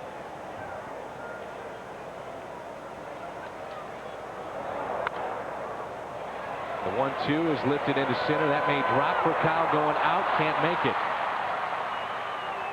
Drops in for a hit. The 11th Cardinal hit tonight. Midwest Sports Report coming up after the game. Let's check in with the one and only Brent Stover. Thanks a lot, guys. Join us right after the game for the Busch Light Midwest Sports Report, a live interview with the star of tonight's game, plus the Hungo Award and the Rams rookies report from minicamp. And now back to Dan and Al. Guys. Thank you, Brent. Here's Larry Walker. Walker, a bunt single in the first, struck out looking in the second.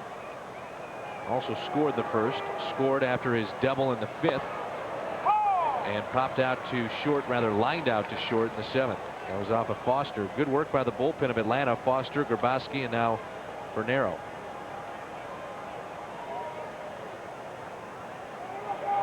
In relief of Hudson, who lasted 6 innings, allowed 9 hits and 6 runs. 1 ball, 1 strike on Walker. Cardinals have been outstanding on the road this year. And Larry drills it high in the air down the right field line and pulls it foul. Certainly a pitch to drive in his wheelhouse. Well, Bernero's throwing some slow off-speed pitches and just a little bit out in front. The man of 1,000 stances digging in, Larry Walker. Changes from at bat to at bat, and time is called. As his career has advanced, Walker has opened up that stance to get around on more balls on the inside portion of the plate. Yeah, but one thing that's still pretty consistent is very little movement. You know, and it's really a rotation of the hips instead of all this head flying open or movement that way. It's kind of like hitting inside a barrel. You know, he can make the turn and stay inside the barrel. In the 8th, Chicago leading Houston 3-2. Walker hits it back to the pitcher for 1. Good pick by Furcal to get Eckstein on the force play. Bernero with a little help from his shortstop Furcal as he shakes his head. 2 down. Yeah, but his sure double play ball is muffed right out the end of the bat. 1 hopper. Well, he might have turned a little bit too quick. Then a sinker right into the ground, and a nice play by Furcal. He's thinking, why couldn't I get that double play? Because now I've got to face this guy. What was I doing? There the you ball go. gets away, and now a base hit gives the Cardinals a cushion. Well, they might intentionally pass Pujols here too. It'd be crazy not to, wouldn't they? Now you might see how, you know, throw a pitch or two. See, Franco kind of was he really there? You know, he tried to just snap throw, but Walker didn't even had half a step lead if he even had that, and he picked off his first baseman. I go back to the scenario with Bonds last year. Remember Jeff Suppan on the mound, and they tried to see if he would go out of the zone a little bit. Yep. And Bonds lost it for a 3-run home run that put the Giants on top by 6 runs. At that point, it was out of reach. I'd rather do it this way. 4 straight, don't even mess with it. And that's what Bobby Cox has elected to do. It's a lot simpler. And take away the element of a pitch getting away from him. Ned Yost did it in the 4th inning the other day with Albert Pujols. He'd seen enough. And that's why it's important for Jim Edmonds or whoever hits behind Albert to do some damage. That's the only way you can stop the opposition from walking Pujols, is if the guy behind him does more damage. Edmonds with 2 RBIs on the night. changeup out front. Said Jimmy, he got a big base hit in the first, an RBI single, but came into this game a 125 average here at Turner Field. No balls, a strike inside to Edmonds. Cardinals have pounded out 11 hits tonight. Nobody up and loose in either bullpen. Fastball misses low. Scott rolling on deck. Atlanta will have Andrew Jones, Johnny Estrada, and Raul Mondesi coming up in their half of the ninth. 2-1 hit hard, but to Giles. Cardinals strand 2. They've left 7 on the night. Bottom of the ninth is coming up. You're at the wrong game, pal. Chicago was leading that game in the 8th inning, 3-2 over the Rocket and Houston. Come on, buddy boy, what are you doing? That guy's in the right stadium. The other guy got on the wrong flight. Thought he was going to Houston, wound up in Atlanta, and here he is. Let's see if Tavares can close this one out. Got a big double play to end the 8th, 4-6-3 on Franco, and now it's Andrew Jones to lead it off here in the 9th with about half the crowd on their feet. A 1-run lead for St. Louis. They have never trailed in this game. Bullpen trying to hold on for Mark Mulder. Jones with tremendous power, 3 home runs on this young season. And the first pitch, a slider misses inside, 1-0. Backing up on him a little bit. Not staying on top of that pitch and flattening out. Jones down the left field line and pulls it foul. 1 ball, 1 strike.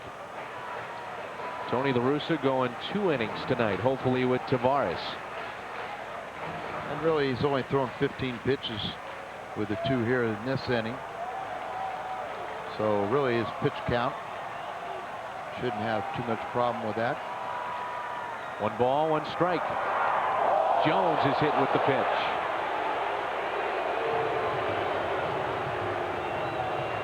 Well, Julian was able to get the ground ball, the double play to end the 8th. He needs one here. I know Bob Gibson is saying right now, he's saying late in the ball game, he never liked to throw inside, especially with a home run pitch.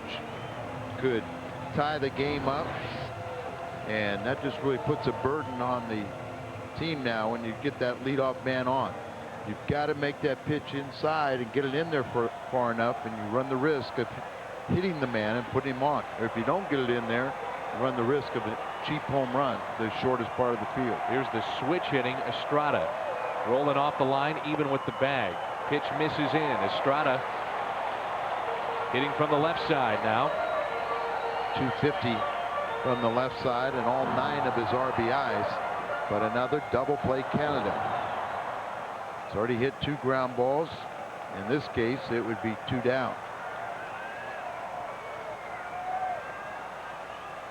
1 ball, no strikes. And the Braves catcher Estrada tonight is 0 for 3. Pair of ground outs. He's also flied to right.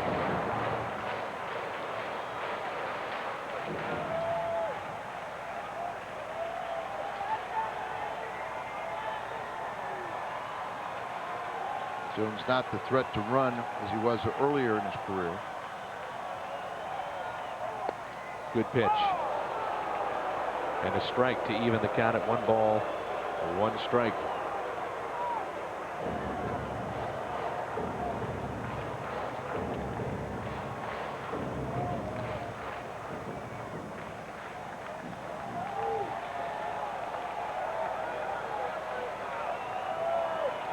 Estrada hit .314 a season ago, the switch hitter in his first full season. Now he squares the bunt, throw down to first. Oh, Pujols just saved Molina. Wow, would that be? Molina has been a little careless with his throws, and here Estrada trying to punch at it. Molina's standing flat-footed, tries to throw it. He's got the arm strength to do it, but he threw it right in the dirt. And Albert, with those soft hands, does a nice job not only to catch it, but apply a quick tags. That gets past him. Jones could be at third, certainly at second. Well, he's at third. He could have scored, because that would have gotten all the way down to the corner. Walker would have had a long run. Jones still runs pretty well. Estrada missed on the bunt attempt. Now there's 2 strikes. Gets a piece to stay alive. Mondesi on deck. Tavares trying to pick up his second save.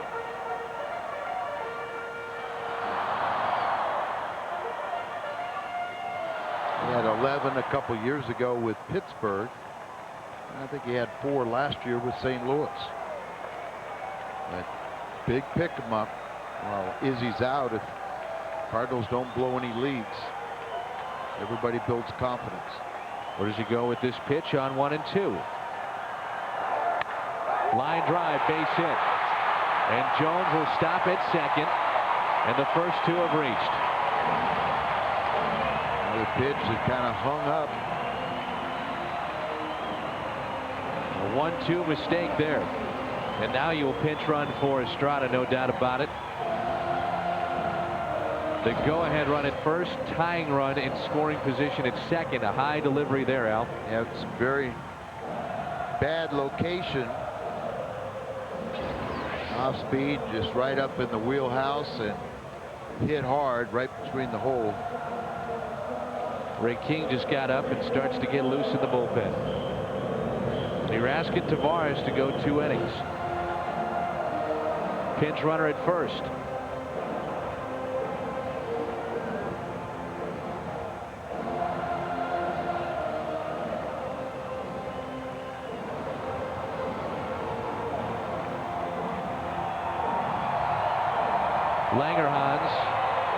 Ryan Langerhans is the runner, and the winning run at first. Andrew Jones is at second. Now what do you do here with Mondesi? Well, they're actually playing the corners like he's going to bunt. Keep the runner close at second. Would give him hitting lanes, and he pushes it foul. I think you let him swing away one time and then see if he could bunt it instead of doing it this way. Bobby Cox has been at the helm a long time, and he knows his personnel better. But if you look at Mondesi, it didn't look like his last sacrifice bunt was in '97, and he didn't look like he was very accomplished at doing so. The reason I say that, the lanes. Well, you might, sometimes you like to see it, and then you get the foul pitch, and then you take it off. 0-1 the count. Pujols is charging at first, and the pitch is blooped. It will be caught. Who wants it? Grizzolonic is taller. Infield fly was called also. That's a big out. Huge. Now double play will end the game. Chipper Jones has been called on deck. Crowd going wild here at Turner Field. You've got Ray King getting loose in the bullpen. Will this be it for Tavares? Does Tony La Russa want a counter? As we talked about, the switch hitter struggling from the left side because of that injury. Look at those numbers against Tavares.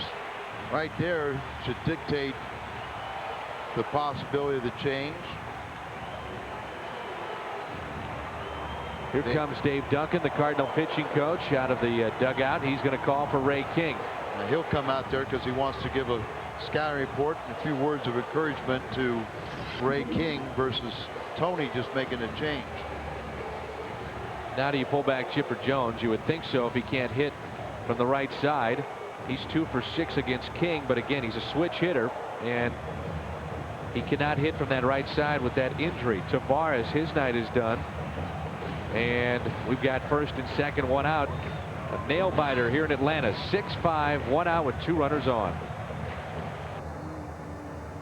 Former Brewer, former Brave, now at the Cardinals. Ray King, part of the J.D. Drew trade a couple of seasons ago, will be asked to close this thing out. This will be his 11th appearance. Opponents hitting under 250 against him. You know, Ray would love the double play and take game one. Chipper Jones will be the hitter. Chipper's got that bad foot, so somewhat of a risk putting him up here with one out. Sure, that double play really becomes a key factor, but the numbers for Chipper Jones to start this year have been tremendous. The biggest threat in this lineup has been out the last week. 314 career home runs by the switch hitter. Ray King has one major league save. And Chipper leads the league with a .513 on base percentage and a .698 slugging percentage, hitting .381 on the year. He hasn't played since Sunday when he injured his foot. Timing could be a factor. We will see. First pitch, a beauty on the outside corner from King. That's a big pitch right there. Borderline pitch down and away, gets the call. Chipper, how about those numbers? Clutch hitting .450, seventh inning or later. Runners at first and second. Tying run at second. Winning run at first, and Chipper pops it up. Does Pujols have a play? Near the Braves dugout. He's got it for out number 2. Huge out right there. We turn to tonight's play of the game, and it's brought to you by Bud Light. We will take you back to the 5th. Albert Pujols with an opposite field home run. This gave the Cardinals a 6-4 lead. It's now 6-5. Folks, that's your Bud Light play of the game. Eddie Perez is going to pinch hit their backup catcher. I knew we'd talk about backup catchers today. You were right.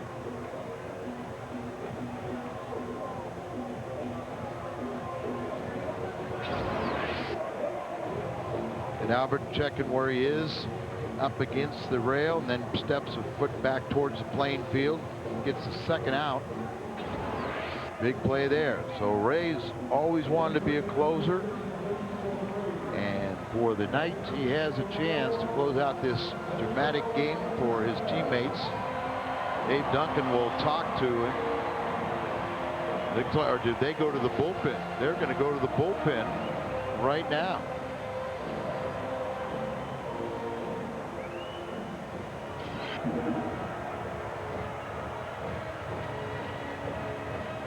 King is not happy. You can see that on the mound. He gets the key out. Chipper Jones, Al Reyes trotting in from the bullpen.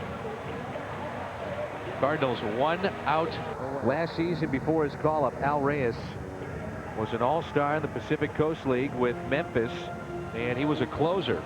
He had 23 saves, and he'll be asked to save this ball game. The Cardinals are 1 out away here in Atlanta with runners at first and second. 6-5 St. Louis. You surprised that Bobby Cox did not counter with LaRoche here, left-handed hitter? Well, that's his last position player on the bench. If they tie this game up, Perez would have to go in to catch, as Estrada was pinch run for. It's up to Reyes and Perez here with runners at first and second. 2 down. Cardinals is trying to hold on. Al Reyes has 3 major league saves.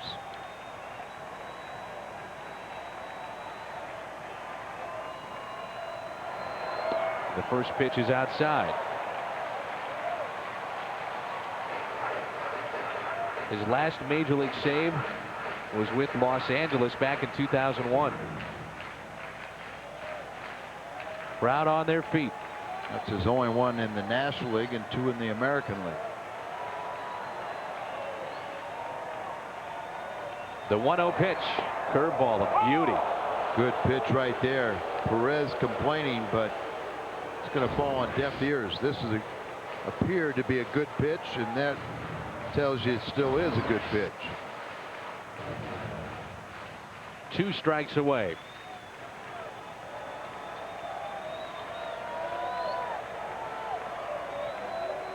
Andrew Jones, the tying run at second.